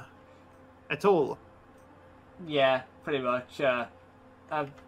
But they have the reasons for being, essentially. Not from a story standpoint, but rather from a standpoint of, what they represent, essentially, especially when it comes to the wrestling world. That's what was going through my head at the time. So I thought that, hey, especially some of the players might be into them. Like Icy Powell, for example, is really into Zatraxanos. I think it's a fascinating character in that sense. It's basically a Doctor Who villain. Originally, I did not have Zatraxanos as a main thing until Icy Powell said, he's my favorite, and I went, oh, okay, I'll bring him more into the story, and just because he might like to see him a bit more, and plus it might be interesting to bring someone like that into the fray, even for like a minute detail sort of deal. Okay, let's do this. Okay, you can do it, man. I believe in you. Okay. Come on. Come on, by the power of Grayskull! Oh, thank goodness they got rid of it all. Yes, and they leave you droppings. You. Oh, that's the exit as well. So, I mean, if there was going to be anything else beyond this, I would have been angry. Yeah. So, yeah, I'm trying to think if there's anything else in particular note about the campaign. I mean, if we go into more detail about our grimaces... I was going to say grimaces about... the game, it might go to players, you mean? Our umbrages about this game. We might end up accidentally calling out other players. We don't want to do that. Nah, I was not planning on doing that because I could do that inadvertently. I could do that. Yeah, true. Let's see. So I was basically thinking about in general about the story and such. This is the most invested I've ever been in a TTRPG campaign so far, and it's not a traditional campaign at all. This is the most work I have ever put in one of my characters. And I am so invested in the world you created that I want to change it at a fundamental molecular level. Yeah. So I noted. So why are you... You can finish the level if you want. I know. You don't have to wait for me. I said I was actually... Oh, we have story. You thought you would return to your own world after Desparol died, but his final act banished you to his own plane. Here you entered the shattered remnants of lands conquered by Desparol. You defeated the last guardians of these lands, but now you stand before the gates to Desparol's stronghold. Until this moment, you had no doubt about your ability to face anything you might encounter. But beyond this portal lies the very heart of the evil which invaded your world. Desparol might be dead, but the pit where he was spawned remains. Now you must enter that pit in the hopes of finding a way out, and somewhere in the darkest corner of Desparol's Demesne, his personal bodyguards await your arrival. Wow. Okay. This was longer than it needed to be. It pretty much was. Oh my, are we reaching the end of Heretic? Let me take a look. We have new game. We did City Dam, Hell's Moor, the Dome of Desparol. I forgot. Did we do... I think we did. The Stagnant Demesne must be the last one. Okay, so I guess I'll be clicking on this, huh? I'm not sure, actually. Let's check out the ossuary. Okay, okay. Thou needeth a wet nurse. Yellow bellies are us. Yellow bringest them honeth. Let's just say yellow bellies are us. Ah, I think I might know this one. Yeah, let me take a look, see, because I bet you this level we have been before. Because it must be the episode we just finished. The color scheme certainly seems to suggest that. Yeah. I'm assuming so anyway, just because of the way it looks. Oh yeah, I definitely think so. So let's go to the stagnant Demesne, since... Yes, I would like to urge you to be careful, because that's most likely the thy soul consumed equivalent of this game. So let's go with Yellow Belly Zaros then, I guess. I mean, considering we have to talk while doing this, you might as well take it easy. Whoa, okay. Ah yes, it's thy soul consumed, I knew it. It's ultimate doom all over again. Okay. What a way to start. Oh, we got these. Oh, when did you come from? Oh, that's where you came from, above me. It looks so wrong. I know, right? And yet the game still lets you do this. Right, so any final thoughts about our... escapades with the campaign? Yes. Well, that's really the only thing I can think of from the top of my head about my own things, especially with my own minds when it comes to the, you know, giving you guys all the flexibility in the world to, you know, tell your own stories while also working together with my own. Yes, and that is the problem. None of us were really working together by design, by the very design of the campaign. We were all fundamentally against, and since we all wanted something, and you wanted something, and it causes a clash of egos that resulted in some of the most arguably poorly booked sessions. Yeah, there were several sessions like that where I just regretted instantly that... I am still a bit peeved about the fact that Void Nova has the power to simply undo everything that I wanted to do. Yeah, I should probably have mentioned that basically, you know, that spell he did actually took a while for him to do, because it's one of his most high-level ones, and basically it's like... So essentially... So, wait, he was expecting something to happen? No, he was not... Are you using meta-knowledge? No. That's not what I'm saying. What I'm saying is, he saw what was happening. He decided that he had all the time he needed to basically set up and cast the spell, which took a while to cast, essentially. Because making a black hole for magic is, you know, quite a feat and a half, essentially, is what I was going with. It's bullpucky, that's what it is. Well, to be honest, that's one of my biggest regrets as far as, you know... Well, my biggest regret is not planning around a very obvious flaw in my plan to frame another player. Yeah. I have no idea what to tell you about that, other than it is what it is. You know, what, you know... It is what it is, The Irishman. Martin Scorsese, 2019. Whoa. This really took me down all of a sudden. Well, yes, this really brought down the mood. Yeah, literally brought down the mood. Okay, so... Oh, right. You lovely Gary the fellas. Agilers. Yeah, Gary the Agiles. Okay, so... Why did we invent Gary the Agile? Oh, wait, I say that and then I see his running strut. Yes, okay, that's Gary the Agile in a nutshell. Oh, now I'm dead. Oh, Gary, always working out, always working on that running. Run, Gary, run.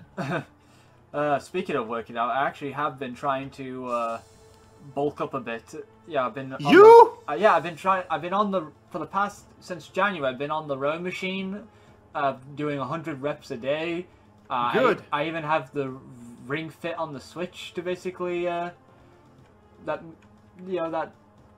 try and keep myself fit. You know, I'm glad, but here's the problem about doing strength exercise and bulking up, Yeah. you also have to diet accordingly.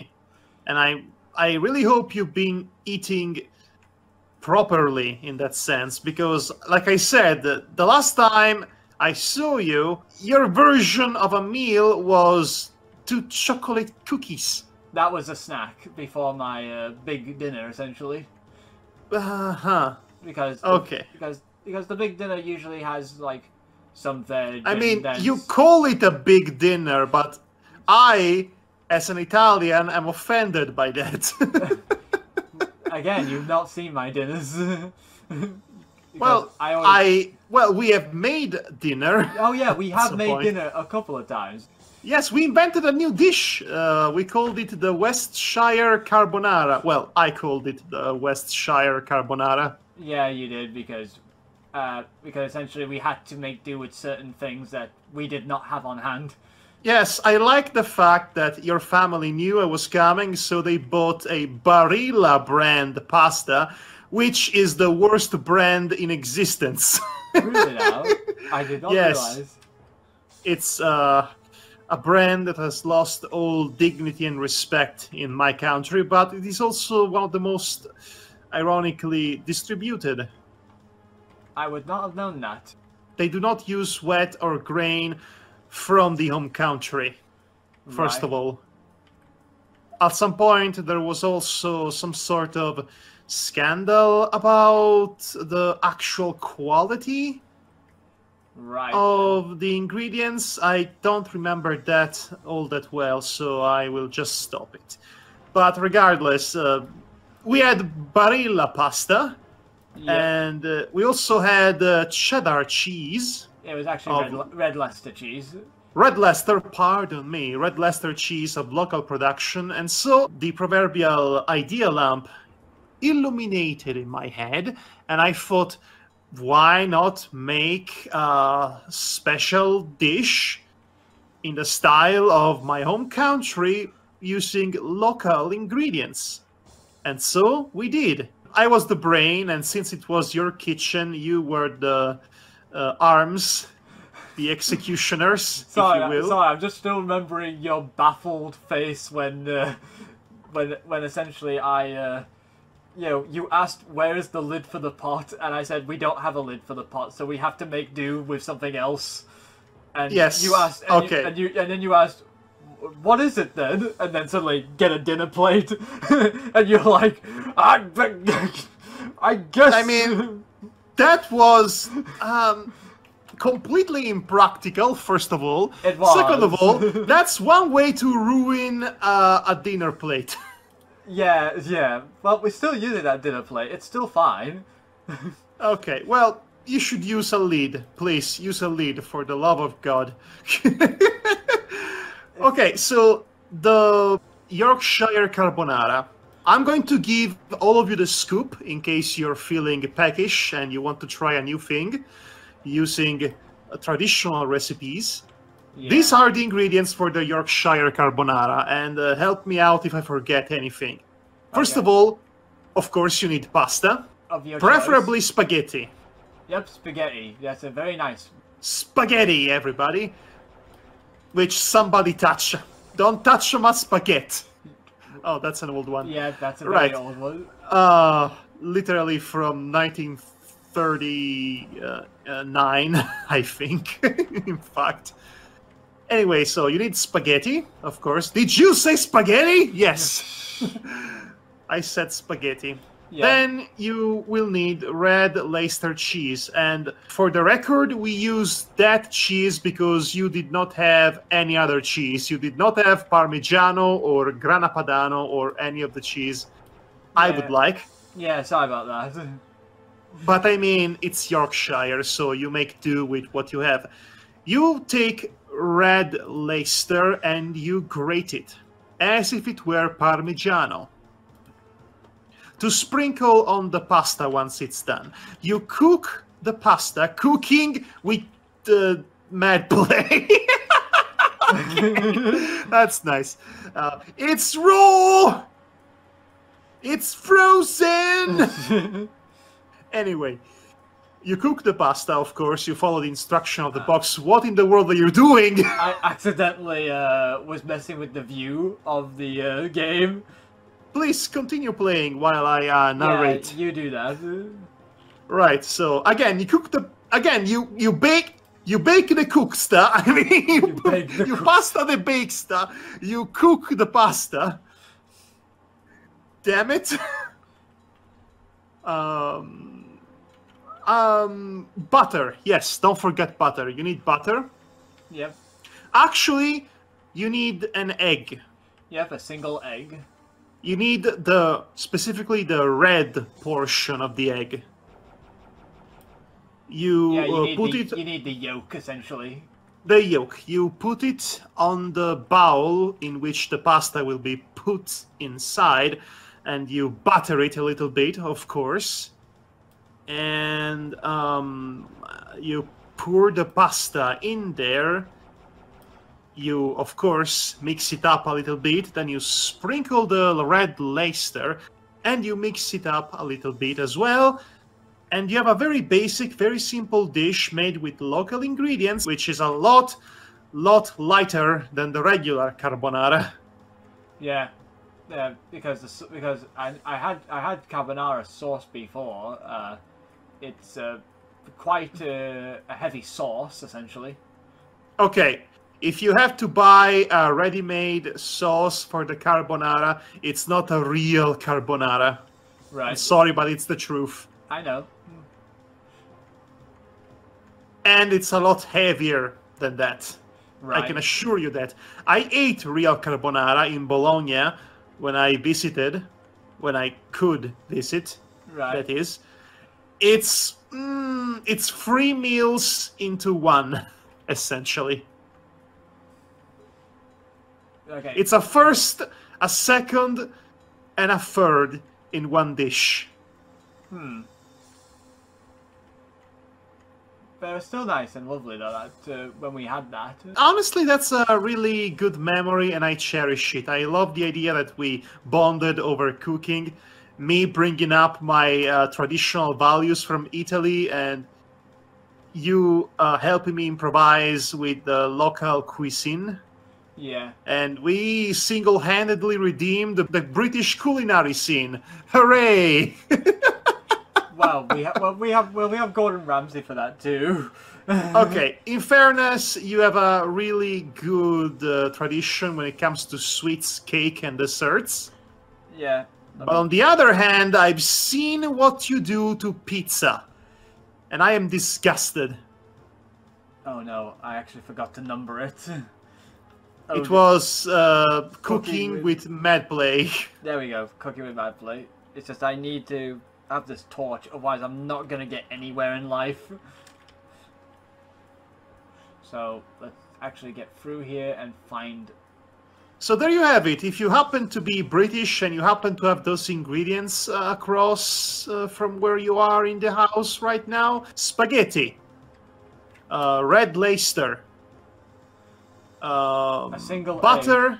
And a single egg. Yes, also butter. Don't forget the butter. Let me get through this. Yes, got through it. I am trying to remember if we already literally talked about our newfound dish the last time we did this. I think we have. It wouldn't surprise me if we have done. Again, the last time was on August of 2017 when I visited.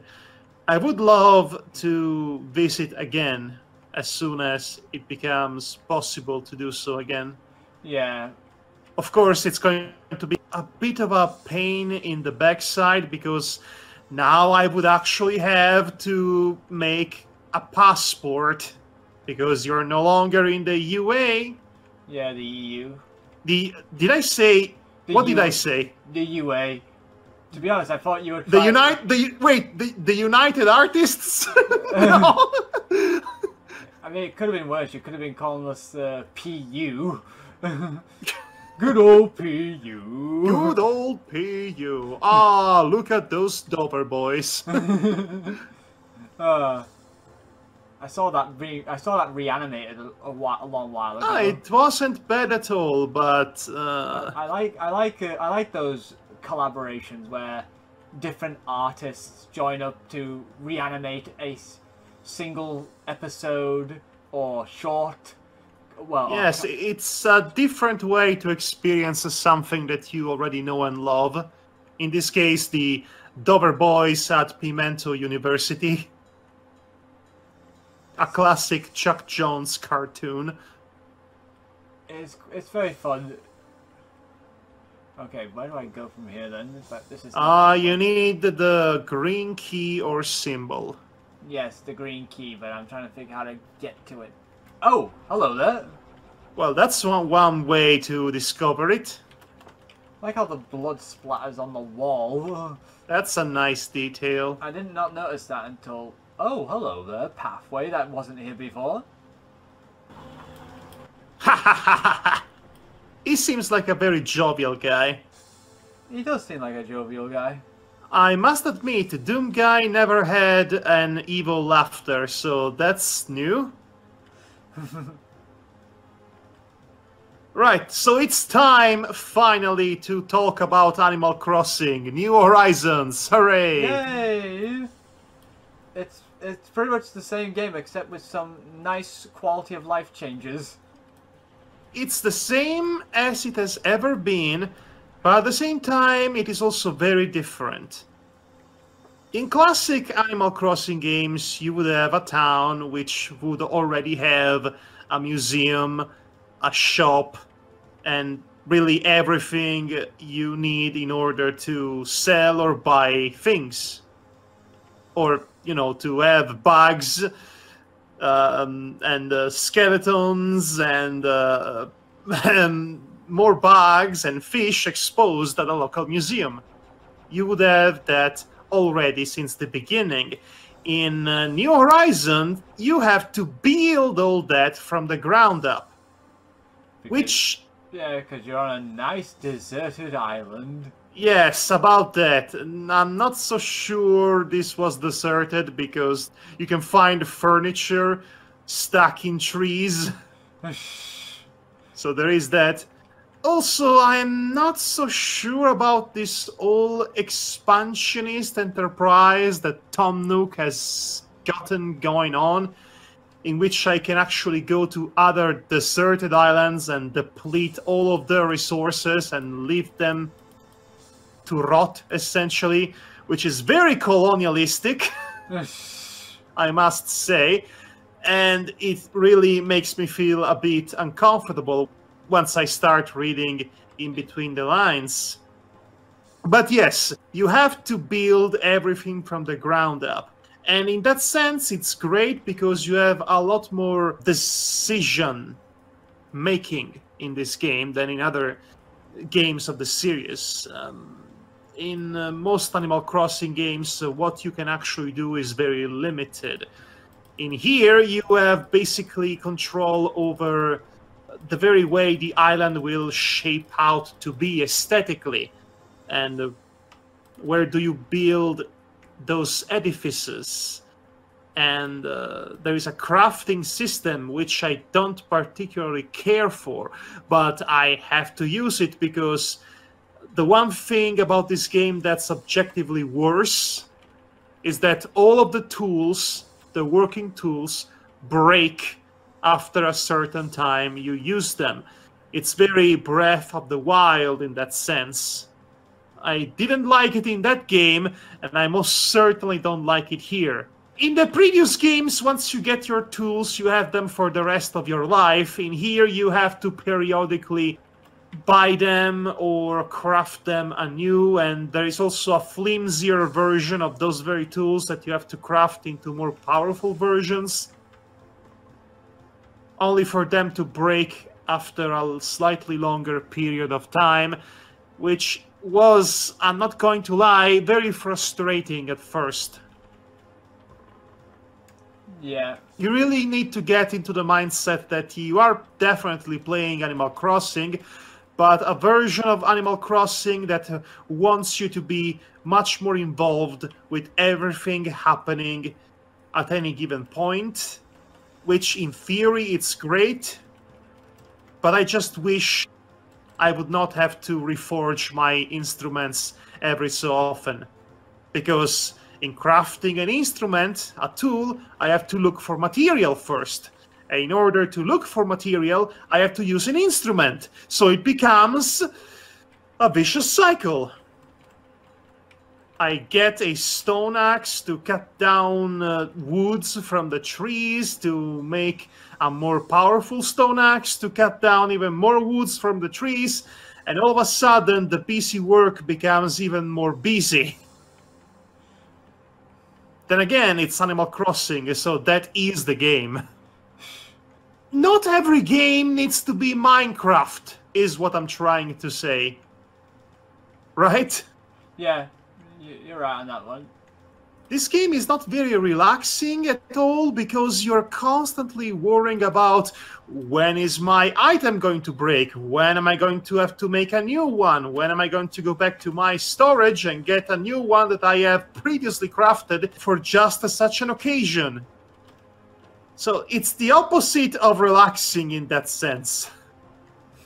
It's definitely leaning more towards the more completionist fan base than other games would do. I like it. Mind you. I feel accomplished whenever I do things. And also I've been abusing the time travel in this game by putting forward the clocks on my Switch in order to get things done quicker. And the game lets me do that easily without even sending Mr. Resetti to admonish me. In fact, it's to the point I would argue, why don't they just bite the bullet and make time travel into a proper feature in the game? Oh well, looks like I'm gonna have to go through all that again. Well, I'm sorry to hear that.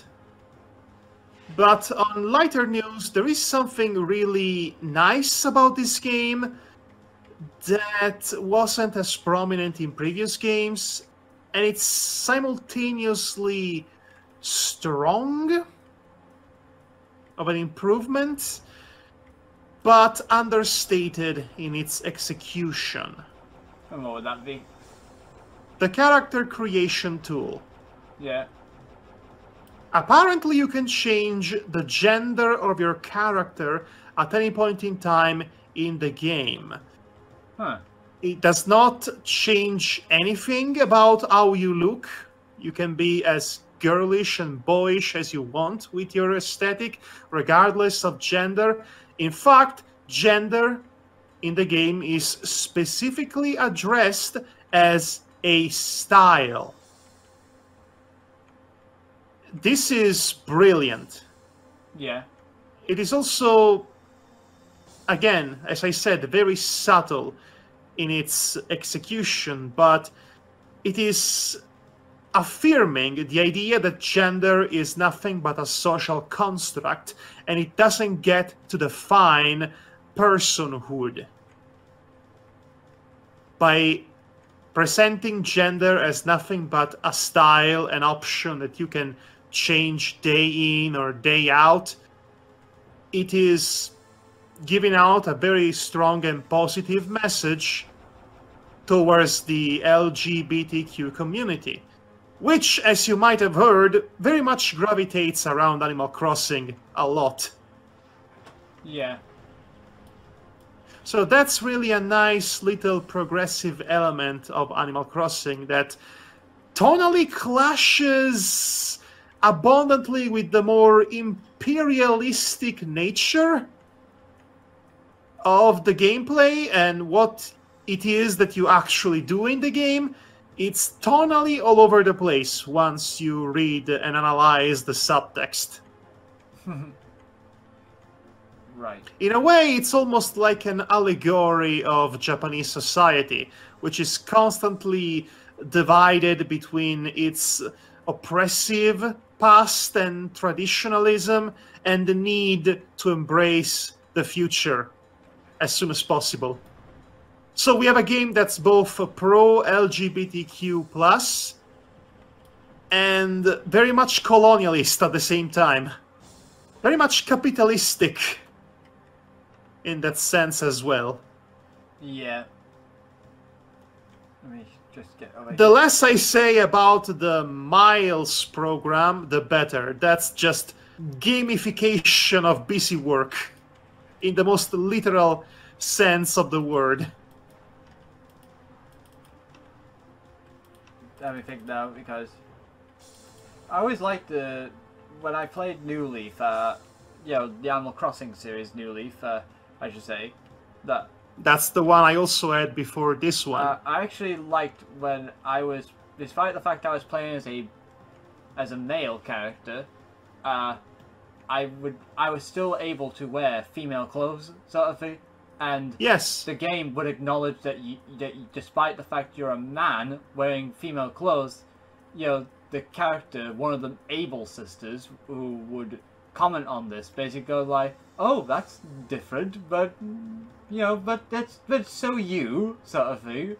And okay, yes, that was a first awkward attempt at embracing a more, shall we say, progressive view on life and on gender performance, if you will.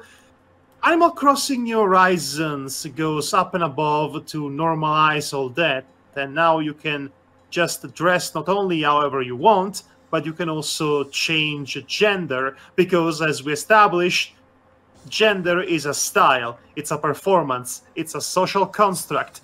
And when your character changes it, because you can do that at any point once you get a mirror, by the way. Yeah. Nothing really changes about the character itself.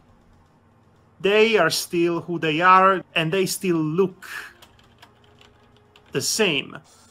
Which, again, enforces the idea that gender is performative and not a product of biological politics, if you will. Yeah, okay. Yeah, I know what you mean. Because, you know, I've always been that sort of mindset. Cross-dressing. Crossing the dress. I was about to say animal cross-dressing. Alright. Animal cross-dressing. Come on, it's there. It's there. How could I resist? I think it's all one word. Yes, well, I'm just gonna leave it at that. Animal cross-dressing. Okay, sure. So, anyway, like I said, I just liked but I still appreciated New Leaf basically saying like, hey, you know, this is something different, but it's a positive way of looking at it. It was fine and dandy for 2012, but it still feels a bit awkward, as if the game is forcing this in a way. It doesn't feel completely earnest, but in New Horizons, it completely normalizes it. It doesn't even point it out, it just presents you with the option and lets you be. And nobody really ever comments if you are dressing right or not. Which I appreciate. Still there. Okay, is it dead? It's dead. Thank the gods, it's dead. So this is the best the series has ever been in terms of representation. Yeah. In a way that doesn't feel the kind of quote-unquote representation that corporations force upon you in order to seem progressive, but all they do is really just present token characters that have no real substance. No, I'm not talking about Disney. What are you talking about? I don't appreciate the implications. Whoa, whoa, whoa, whoa. Can you aim at something and then shoot? Well, I could do, but the wind decided to chuck me off the ledge. Oh, whoa. There's like a lot of them. Ouch! You have 1 HP. You have 1 HP. Whoa. Ah! Almost had it. Well, at least you saved.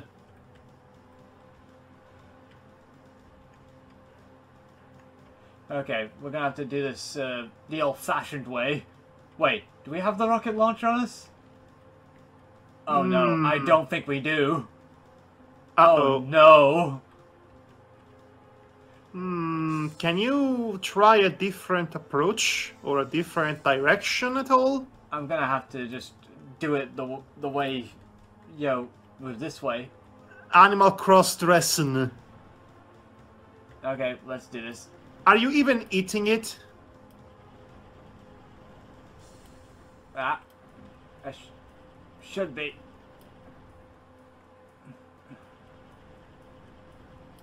So other than the surprising level of subtle and tasteful approach to character selection, yeah, Animal Crossing, the newest one, looks real pretty. It definitely does look very pretty. Definitely a big improvement over... This is the first main console game in the series since the original for the GameCube. Yes, also famously it was the one where all the characters and the animals were very mean. But in a way they were more interesting because of that, because at least they had more personality. The new one is trying to make these characters nice as well as giving them more personality, but it runs into the usual wall of having one personality type distributed across multiple characters. So of course, one of the first villagers I get is the bear who's always fixated on working out, which is only one of the 7 or 8 characters who are fixated with working out in this game. Well, there's the exit. Let's go. The Oakree Cliffs we were just at. But then you have also Kat, which is the other starter villager I have gotten. And she's very interesting, actually, surprisingly. She seems to have her own full-fledged backstory that you can only glean to once you talk to her. She brims confidence in the way she presents herself, but she's also a bit shy when she receives too much attention, which I have definitely given her. Yeah.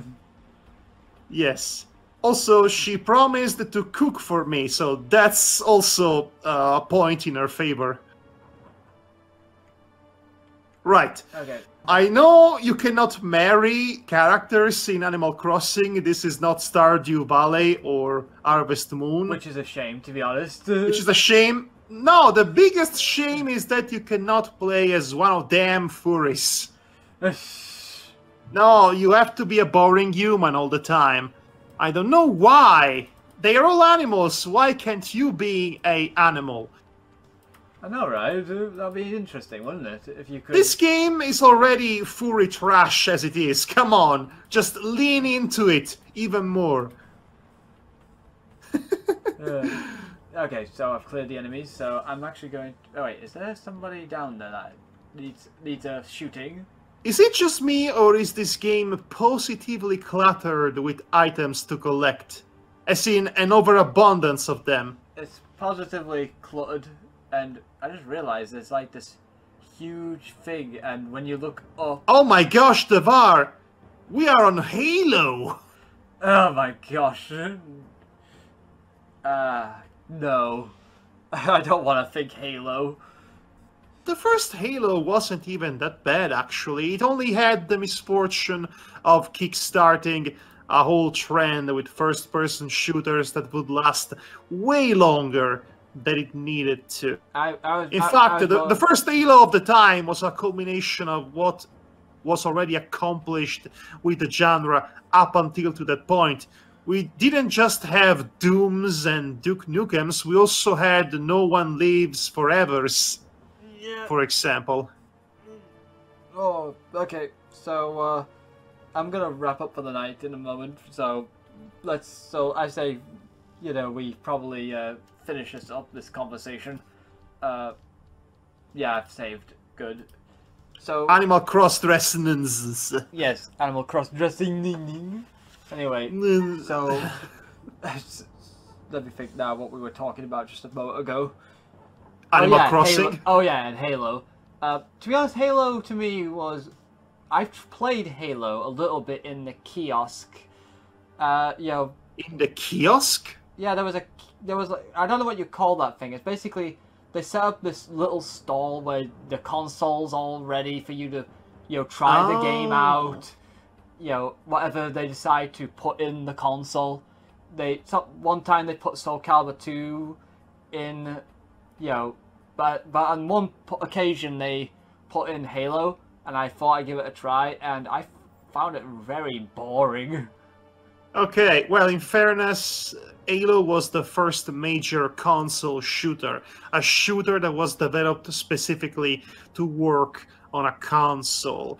So, of course, if you come from the PC scene with this sort of games, yeah, the controls or the style might not be agreeable with you, but that was definitely pioneeristic at the time. Yeah, also, there is that soundtrack.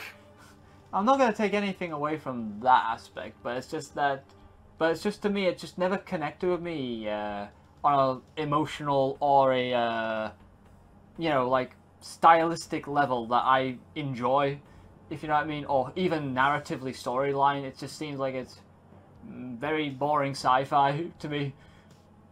One of the worst aspects of Halo and its legacy is that it subtly but definitely nudged the industry towards focusing more on multiplayer matchmaking rather than single-player campaigns, and that shows in every single Call of Duty tripe that's been released in the past decade, which, honestly, at some point, it was considered the bane of the gaming industry. Of course, that was before we all realized just how bad the people working in the industry had it. Yeah. So now, yes, the whole system is collapsing onto itself, helped out by this latest pandemic, exposing the hypocrisy and the lies of the capitalistic system for all to see. Yeah, pretty much.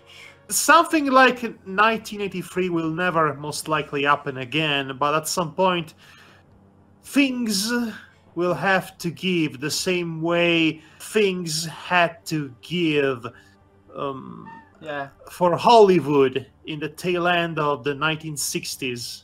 I know this much because, you know, companies like EA and Activision are seeing the glass ceiling, so to speak, and they can't get over that glass ceiling anymore. You know, because they made so much money in one year that they can't meet that anymore with their stockholders, so... You know, and continuously... So they fire people and they exploit workers? Yes, they're trying... Who are starting to really not taking it anymore, and they want to unionize. And rebel against the system, essentially. As much as it is possible to do so without literally eating the rich, which I think it's the next logical step at this point. I actually made a design t-shirt and a hoodie in Animal Crossing New Horizons that says "Eat the Rich," and "eat" is censored with a star because, you know, you have to be PC about it. Of course. Because, you know, as the people in power love to remind you, you are free to protest as long as you are civil about it. Eat the rich, I say. Eat them first. I mean, I don't think I want to eat Bobby Kotick, to be honest. I think he would taste foul. I don't even know who that is, but just by the sound of his name, I hate him. Yeah, he's the guy who runs Activision. anybody can be delicious if you no, cook them just the right way. No. You need to use Chianti and I guess some potatoes. You need to skewer them first and be sure to properly skin them alive, preferably, so they can suffer. And they deserve it, honestly. I'm not even joking about what they would deserve to happen to them. But regardless, I think this is where we will interrupt this podcast before we get to graphic, real, so to speak. I think we've went past that at some point. I mean, you can pretty much get away with everything as long as you say, "We're just kidding, you guys." Anyway, thanks for joining us and take good care of yourselves. Yes, this has been the Heretic podcast, and once we are done with Heretic, what else can we play? No more! No idea. No more. Can we play any of the Exern games, or some of the other build engine games? I don't know, I have to see about it, but I don't think so. Anyway. Can we play Quake? I don't have Quake, honestly. Can you get Quake? I'm not sure if I can. Anyway, we'll talk more about this later. Right now it's Heretic that's on here right now. Yes, and well, thanks for joining us, everybody. And thanks to you, Devar, for bringing back this relic from the past. And I am glad we did this, because we need to get back into the spirit of things. We need to do more Let's Plays. We haven't been doing them as often lately. You know, what with the lack of motivation. That and life. And all that. That and life happening, yeah. Also life happening, which contributes to the lack of motivation. Yeah. So, we'll get around to... We'll see about that. But still, I'm gonna get going right now, so... Good night, everybody, and take care. Yes. Buy my t-shirt!